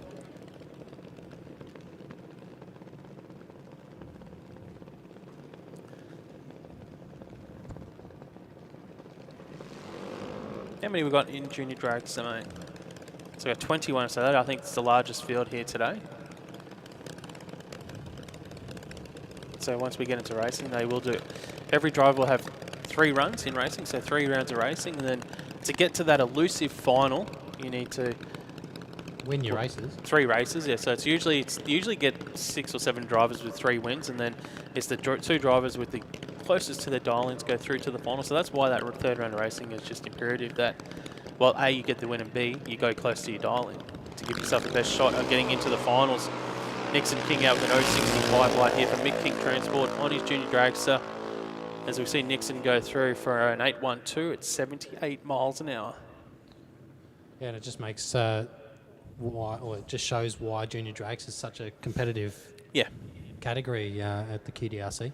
Well, basically that's it. So if there's more than 2 drivers with 3 wins, obviously if there's only 2 drivers with 3 wins, well, they automatically go through to the final. But the tiebreaker is that closest to dial-in, and with it being such a large class, there's usually multiple teams with 3 wins. Then you go to the other end of the spectrum when you've got those brackets with only 5 or 6 cars entered, and then you might have 4 or 5 drivers with 2 wins and 1 loss. So Ryder Marsden on track. 3rd generation racer.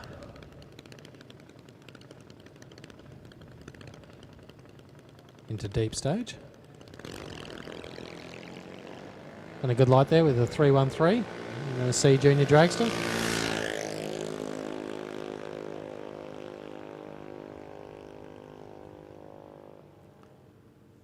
As we see, a 12.99 from Ryder Marsden at 49 mile an hour. Yeah, and this is the start of his career in drag racing. So, well, that's it. His dad, obviously, Luke, ran in Outlaws and now in Pro Alcohol as well. And then his grandfather, Brian Marsden, campaigned in Modified and competition over the years, back in the 80s and 90s. And here's the other side of the juniors, is the junior bike. And Jaden Badcock up against Kai Badcock. Only 2 bike riders this weekend.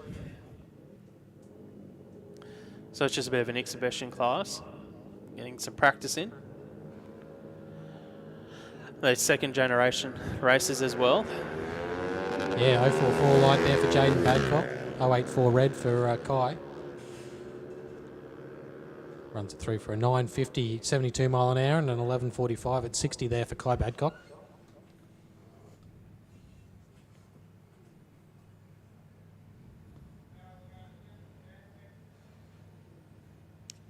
And it looks like we've got Super Sedan now coming out onto the track.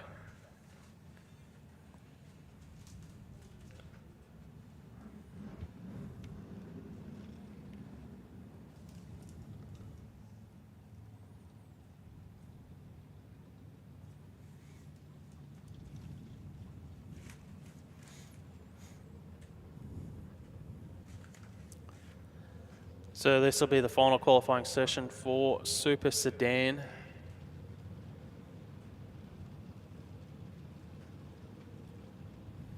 So as a racer, what are you looking at from this third qualifier? Basically, what you want is a car that does pretty much exactly what it's done in Q1 and Q2, because the conditions aren't any different between the three qualifiers really today. It's been fairly consistent, so you just want your car doing pretty much the same as what it's done previously. And as a driver, I've always been a fan of going into racing with a clean green. Yep. You know, getting a clean green, and it's somewhere in a class like Super Sedan, you probably want to be 20 or better. So you probably want to run within 1/200 of what you've done so far in Q1, Q2, and you want a 20 or light better. I think that'd be ideal going into round 1 of racing.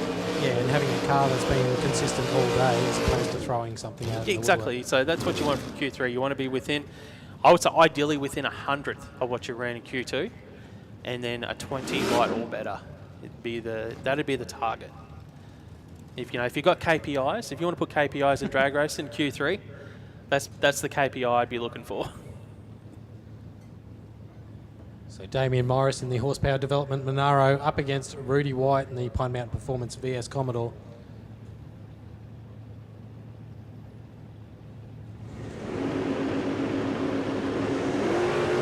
Clean greens, both sides of the track, 005 for Morris, 029 for Rudy White.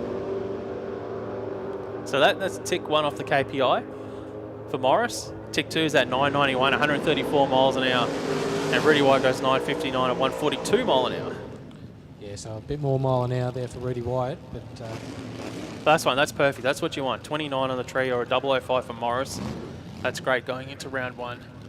So Comp Bike, SuperComp to the lanes, please. Comp Bike, SuperComp to the lanes, please. Top Sportsman, you should be there already as well. Modified Bike and Modified, you should be there too. So Judy Pukas in the Coyote Racing Valiant up against Mitchell Bauer up next in the Fernwood Landscape Fair Lane.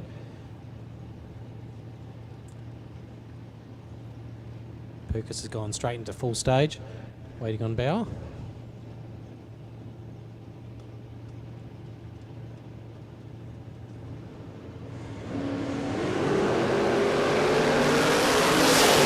.238 reaction for Pukas, 047 for Mitchell Bauer.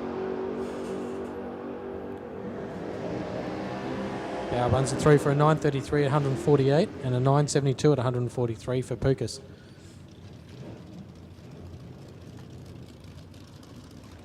Wayne Height in the Boss Hoses Toyota Celica Supra up against Rob Price in the LH Tirana.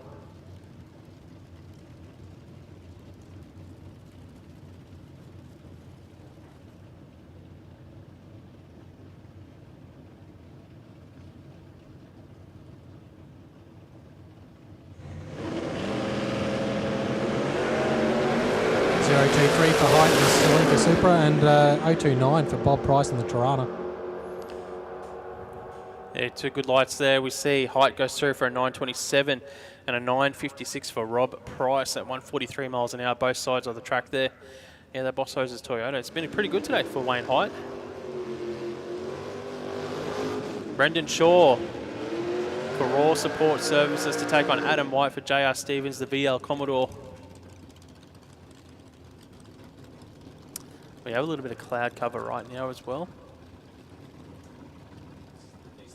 You sort of want? Yeah, it's been really good conditions today. So Adam White, the VL in pre-stage. We can see the Tirana moving forward for Raw Support Services. Brendan Shaw.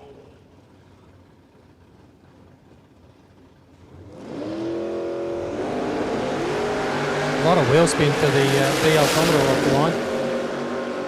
013 reaction to an 031 for Adam White. And Brendan Shaw in the Tirana goes through for a 938, 143. And Adam White there with a 949, 142.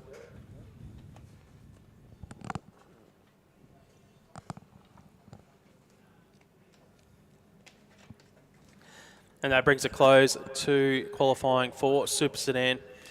And now we're going to move into Knijff Earthmoving Modified Eliminator. Q3, the final session. 9 drivers here this weekend at Knijff Earthmoving Modified. Number 1 qualifier, Actually, we know it was Peter Ilse. He got the #1 spot. So only the first session counts in qualifying, but unfortunately our computer can't change that. So it includes Q2. Got to turn your mic on. Yeah, it keeps adding to the... Yeah. But anyway, we know that Peter Ilse was the #1 qualifier in that altered.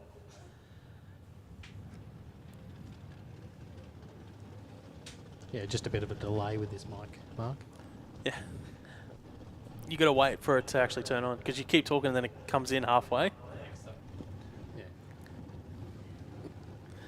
Sorry, we're having some audio fun up here today, so big shout out to everyone watching on the live stream. Hopefully you're having some fun and kicking back on your chairs or wherever you are in the sheds, working on race cars.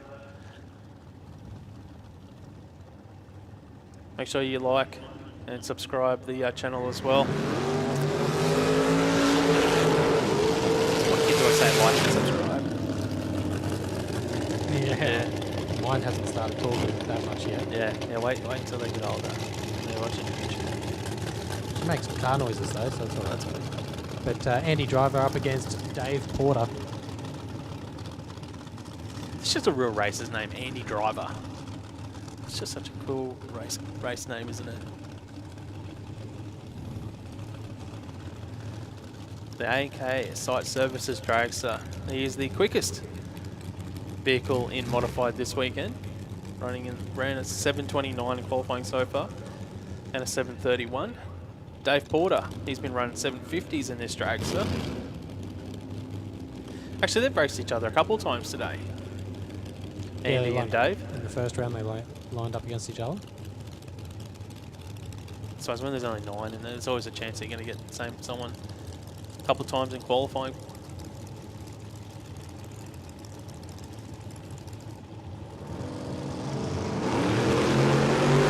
Red light for Dave Porter, 016 red to an 043 for Andy Driver. And he goes through for a 7.3 at 187 and Dave Porter with a 7.60 at 178. Yeah, Dave Porter, great. Consistent. Both dragsters very consistent in qualifying. Only 200 spread for Andy Driver, so you'd be happy with that. Next up, Chris Reed in the Roadster to take on Jason Vanderlyn in the Altered. So Chris Reed ran 8:40 something in that second session. And he'd be likely to try and replicate that as well. Well, we got at least one person listening to us. Just got a message from Glenn Till, who's raced in Modified. Yeah, he's finishing his off right now in the shed, ready for the next QDRC. Yeah, we definitely want to see that back on track. Yeah, that's a cool car. I always enjoy racing Glenn. Just waiting on Vanderlyn to go into full stage. 010 light for Vanderlyn, 079 for Reed.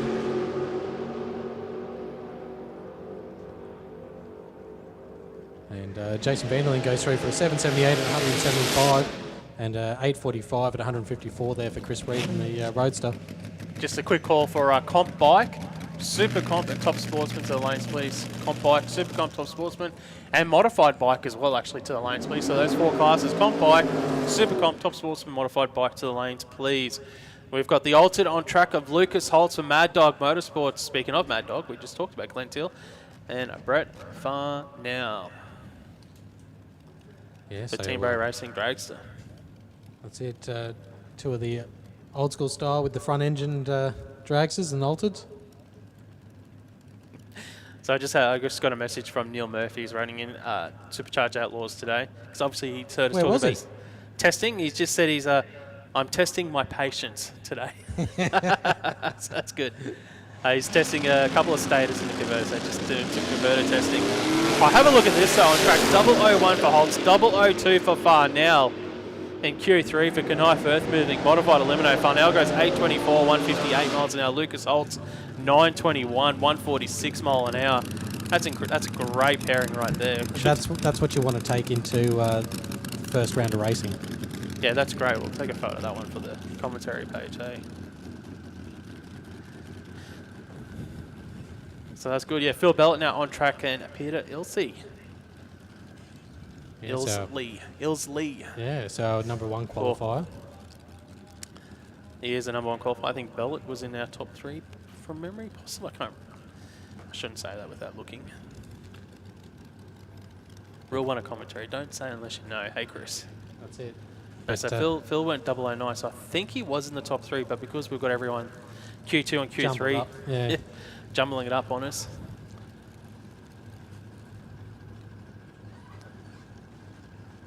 So Ilsley in the So blue T bucket. Ilsley was really good Q2 as well, reaction time. He was 15. Oh, he's a bit slower this time. 0.43 for Peter, 0.31 for Bellet. And Bellet goes 7.74, 170 mile an hour. And Peter Ilsley goes 8.45, 150 mile an hour. But Peter, he's been impressive today. That Ultra has gone 3 8.40s and 2 really killer reaction times. And in the 40, you know, it's all right, but you probably want to be better than a 40 come racing.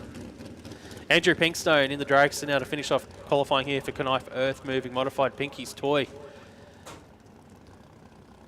Yeah, a bit squirrely in the burnout for Pinky's toy. He's just having some fun, mate. Having some fun.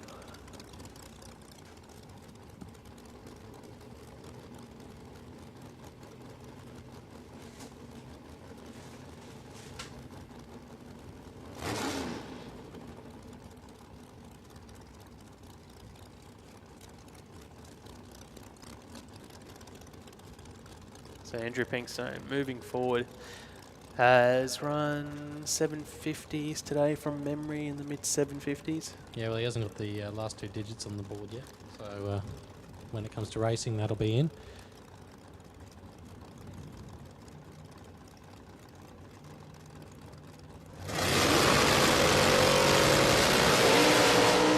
Good reaction time there for Pinkstone, 0.38 reaction. And runs it through for a 760 at 175 mile an hour. And that will bring a close to Modified Eliminator. We're going to move now into Modified Bike final session.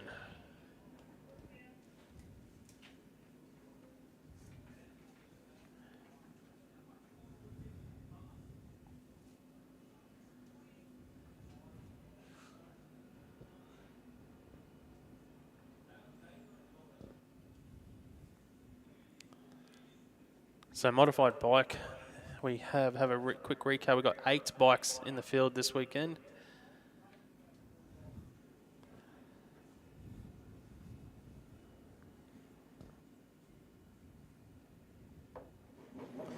Brian Alvizio, he's pretty much won everything on a bike in the last probably 18 months, 2 years. Yeah, it's been a real purple patch. It for him. has, really has. Won championships, as we said, won at numerous different tracks around Australia as well. And he's up against Jason Clarkin on the full ball motorcycles Suzuki Hayabusa.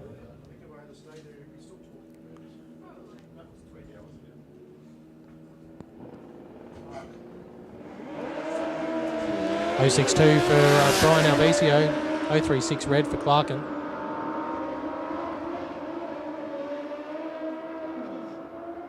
And Alvizio runs it through for a 902, 146, and a 936 at 158 there for Clarkin.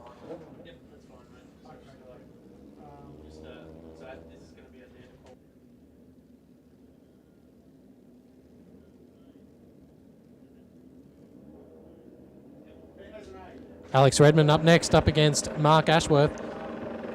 Ashworth on the ALS Garage GSX.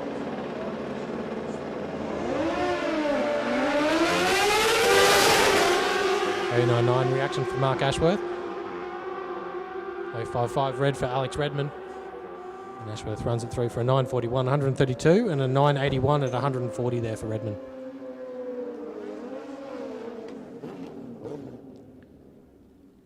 Bobby Schluter up next on the 477 Garage Kawasaki up against Scott Much, the Pro Cycle Dyno Suzuki.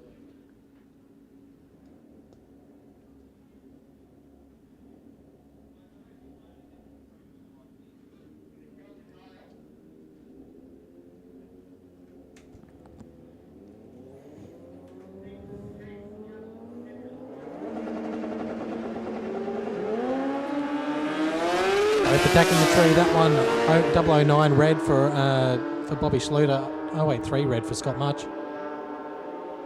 Much runs it through for an 895 at 150 and an 1115 128 for Bobby Schluter. Yeah, Bobby, they're going for 11.15. She said I think she went 11.00 on that last pass before that, so that's fairly close there on those 2 last runs. Next up, we've got Tammy Goldthorpe for Powerhouse Dyno Tuning on the Suzuki to take on Jason White, the Hayabusa. Modified bike. Q3.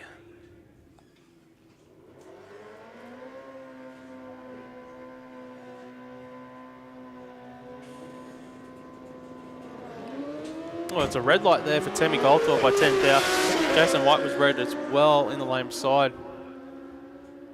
Goes 023 red as we watch Tammy go through for an 891 at 154 miles an hour and Jason White at 1071 at 130 mile an hour.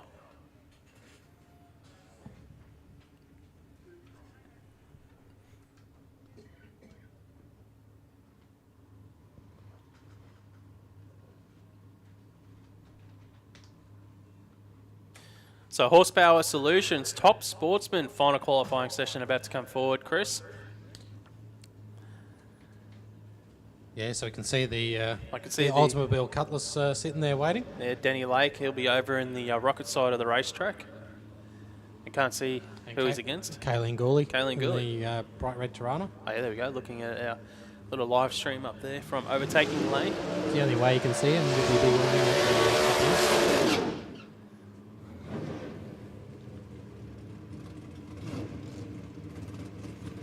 Yeah, so Danny Lake, sponsored by Lang's Building Supplies. Kayleen Gooley with Repco West Ipswich. Yeah, Danny's been pretty consistent today in the 790s. He's done 2 790 laps so far. And that's all you'd be looking for in Q3 as well, just another low 790 and you'd be happy. For Denny Lake and the Cutlass. We see the Toronto of Kayleen Gooley moving forward. Got a little bit of a shorter burnout procedure in comparison to Denny Lake, so she just waits a little bit. And she was very sharp on the tree early this morning. Yeah, very sharp, yes. There was a 006 off the trailer. That was a great run.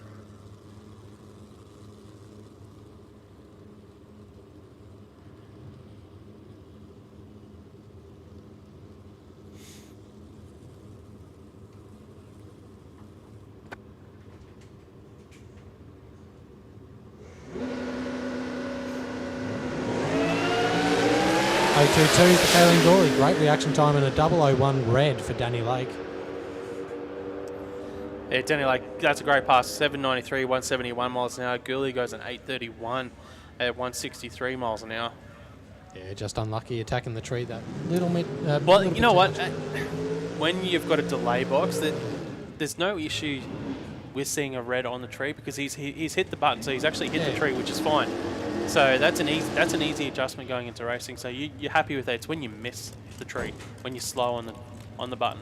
Yeah. That's when you get concerns as a bracket racer utilizing a delay box. Because usually most of the races, a lot of the races will have it set up that if you do nail the tree, you react really quickly to that top light.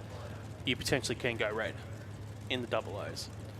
So that's fine. So Denny Lake can probably put 5,000 and be happy for round one. As you see, next up on track, it'll be Mr. Patrick Barron to take on Dave Goldie.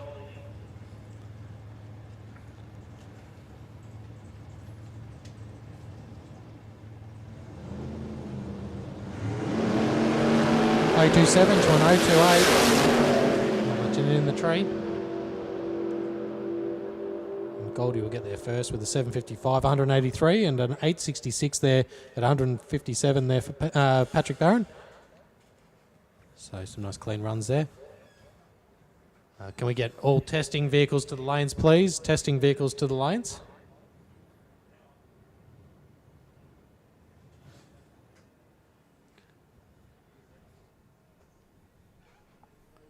And we'll need, QDRC Comp Bike and QDRC SuperComp. If you're not in the lanes, you need to be there right now. Yeah, so that's so we got 3 more brackets left to finish off qualifying today before everything's into racing. Yeah, so we got another lot aligned top fuel testing and testing bracket coming up soon. Yeah, we might see Peter Gipris again. Obviously, he was out here earlier this morning in the top fuel dragster, but they had some fuel pressure issues. Yeah, just Potentially on the sender. start line, yeah, like a sender or something on one of the sensors. So they've got that hopefully sorted, and then we see him shortly. Might be out again. Testing some new parts on that top fuel dragster.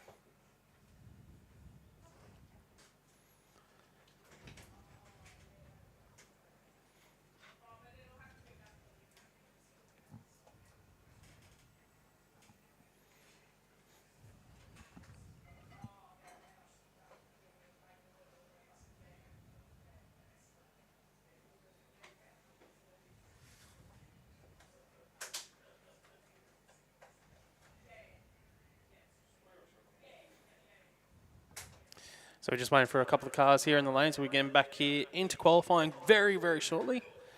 So we can see we've actually still got Top Sportsman. It's like a Top Sportsman car down there.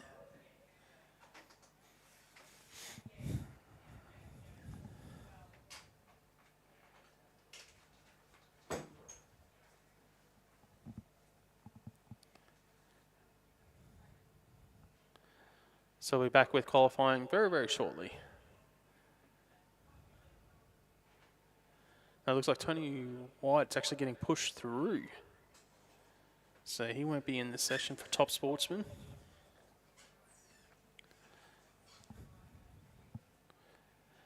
And I can see that Dave Lee is in the burnout box, so that means we're going to move into the final session of SuperComp. I just got a note as well. So Paul DeBlane didn't come out in this session, but he's okay. He'll be back out in round 1 for Top Sportsman. One of those days. We're getting through fairly smoothly, which I wish I didn't say. Don't jinx it.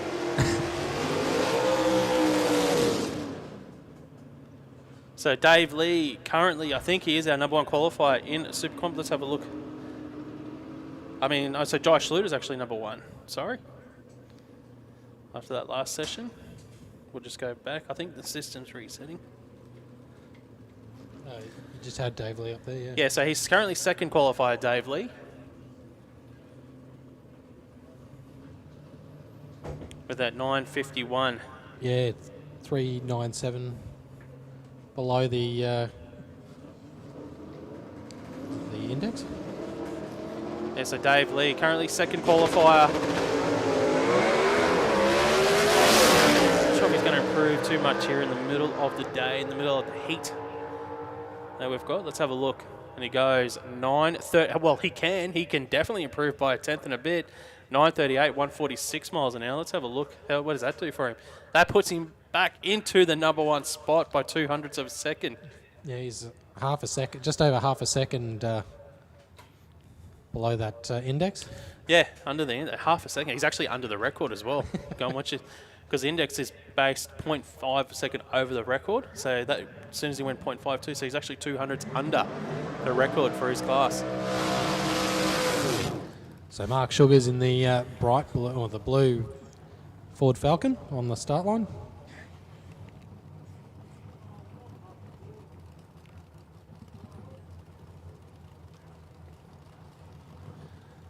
So Mark Sugars, he's our #4 qualifier at the moment, 3/10 over that DMSA record. Index, I should say, sorry, with these 964.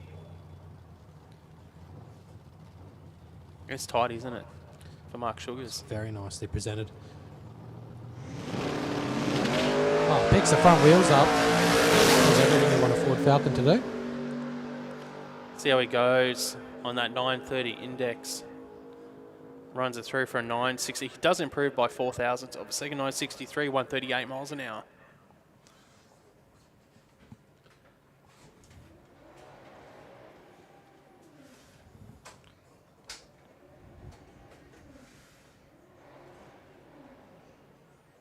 Can't recall seeing Joe Shembry out before. Well, it's interesting because I thought Joe was, his local track was Sydney Dragway. And they've got an event on down there, but maybe he's made a move. Yeah, well, he's from Logan Village now. So There you go. There you go. He's and looks like he's running in SuperComp. So this will be his first pass of the day. So AA. Altered production class. Yep. So AA AP with an index of 6.85 seconds. So AA 2 power adders. That's just or supercharged. Supercharged. So yeah, so AA just means that it's got a power adder of some sort, whether it's supercharged, Yep. turbo, nitrous.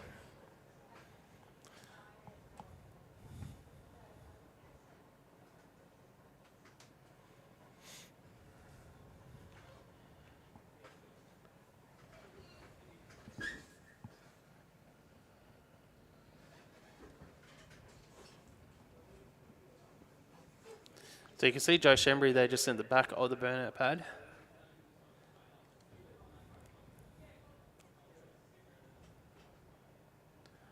Just going through the Now, start routine. yeah, don't quote me, but I think he even campaigned in Pro Slammer at one stage, Joe Shembry, from memory.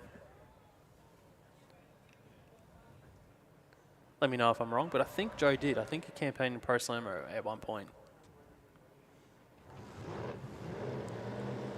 And that's the sound you want to hear. It definitely doesn't look like a Corona. It's listed up here. Does say Corona, doesn't it? Maybe the beer that he's been drinking.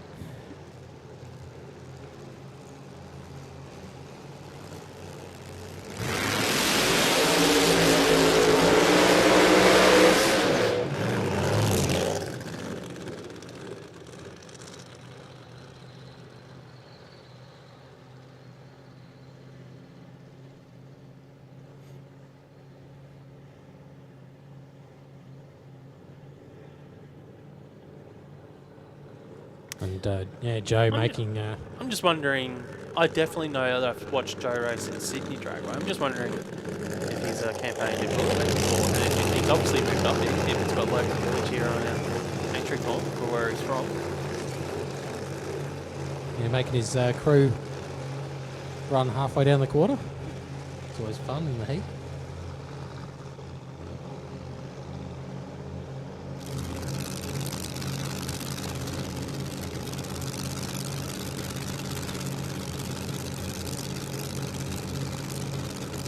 Well, this is interesting because Joe definitely has potential to go under that index, that 685 index.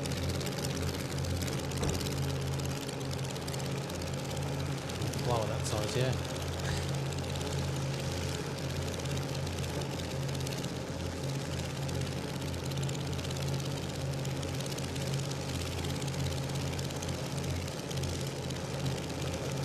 So Joe Shembry running in SuperComp. Index of 6.85 seconds. Moving forward now to the Joe Blow Speed Shop.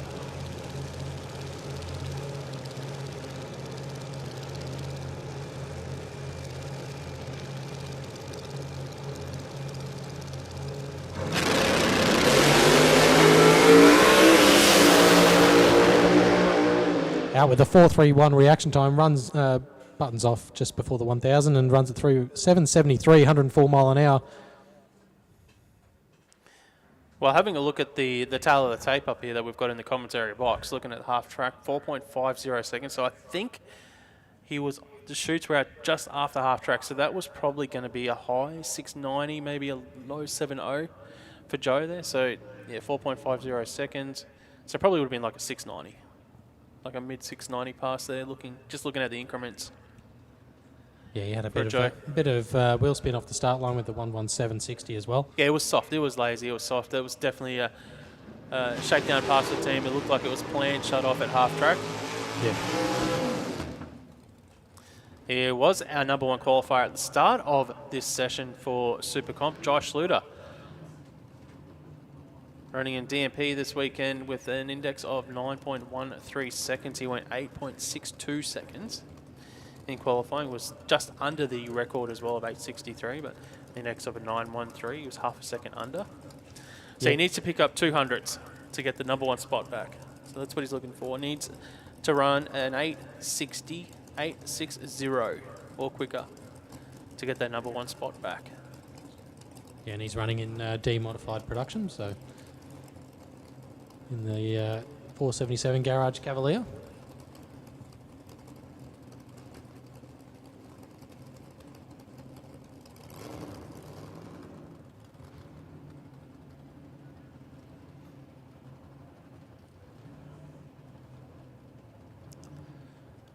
So that's what we're looking for on the scoreboard. I don't think the scoreboard's actually working today. No, But it's carried on a bit. 8.60 seconds for Josh Sluter if he wants to get that number 1 spot back going into racing for SuperComp. Josh Sluter out. 174 wheel stands. That's not going to help him. Let's see. Has it... he's shut it down. He's buttoned it off. But did Beza get the photo? That's the main question. For drag photos, he was right there with the wheels up. He was a bit, is it coming near me?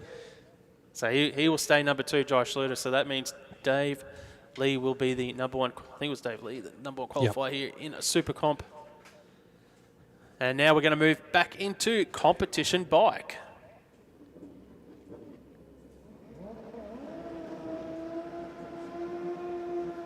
Just a call for Junior Dragster, Super Street, Real Street to the lanes, please. Junior Dragster, Super Street, Real Street to the lanes, please. So we see Chris Collin on track up against John Mengel. Qualifying's been really tight in competition bike. Arvino Tour is our number 1 qualifier. Colin on track, he's our number 3 qualifier. Mengel had that massive wheel stand earlier today, so he hasn't got a representative pass down yet. Yeah, you'd think that you'd have a bit more weight over the front wheel with the extended swing arm that long, but... There's a bit of spin there for Chris Collins, so he's not going to improve on his earlier pass today. Bit of an easier leave there for John Mengel, but runs it through for an 8.07, 184 mile an hour, and an 8.52, 167 there for Chris Collins. Tell you what, Mengel came home strong. 184 mile an hour, was soft off the line to get it. Well, obviously didn't want it to wheel stand again, but that'll put him into the field. Well, he was bottom qualifier, but that'll put him up to. Well, he moves up 1 spot. He was a 10th over the record, QDRC record there for Comp Bike. Ken Collin, fresh off being named number 1 in Australia. Yeah, on the Rascal Race Engines Hayabusa, he's up against Dave Finlayson on the A Street Bike Marshall Mountain Motors Suzuki. Look at the way Ken Collin gets the bike down the track. 0.68 reaction time. Runs it through 7.79, 171 mile an hour. And Dave Finlayson was left behind at 9.06, 159.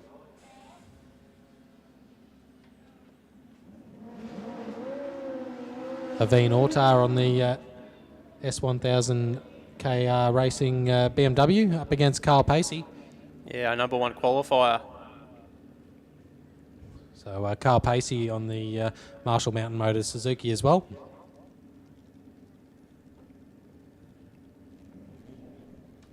See both riders into pre-stage.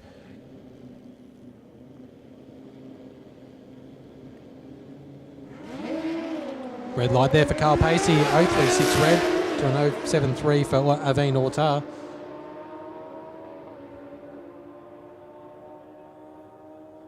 And Carl Pacey a 907, 156 and a 909, 162 there for Ortar. Yeah, Pacey improves on his earlier 908 by 100th of a second. So some of these riders are picking up a little bit here in the final session. So we've got our number 2 qualifier on track, Pete Farr now take on, well, Johnny Lewis now's bumped down to number 8 in qualifying. Johnny needs to pick up 400ths of a second if he wants to move off that number 8 spot. Farnell, though, he needs to pick up 700ths to get the number 1 spot off Arveen. So Farnell, basically, if you see a 710 or better, he could get that number 1 spot.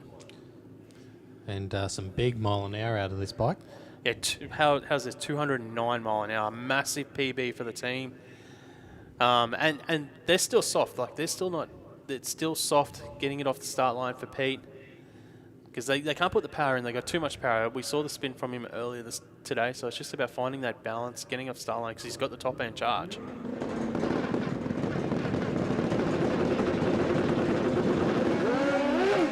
Oh, a lot of wheel spin there for Farnell. They've thrown everything at it on this run. Still runs 202 mile an hour at 770. And Johnny Lewis there with an 884 at 120. But, yeah. Geez, that was a handful off the start line. And that's the issue. That's the challenge for Pete and Blaze with that bike, because it's got so much horsepower. Like, they have to take away that horsepower to get it off the start line, and then it's about how do we get it back into the bike as quick as possible without it spinning. But you obviously need to get it off the start line, because you want that power there. So it's just a fine balance, just power management for them. That balance of power management to get it off the start line without spinning. Yeah, and how you to can bring it home strong. And how you can dial that power into the run. Yep. So anyways, that brings it close to competition bike qualifying.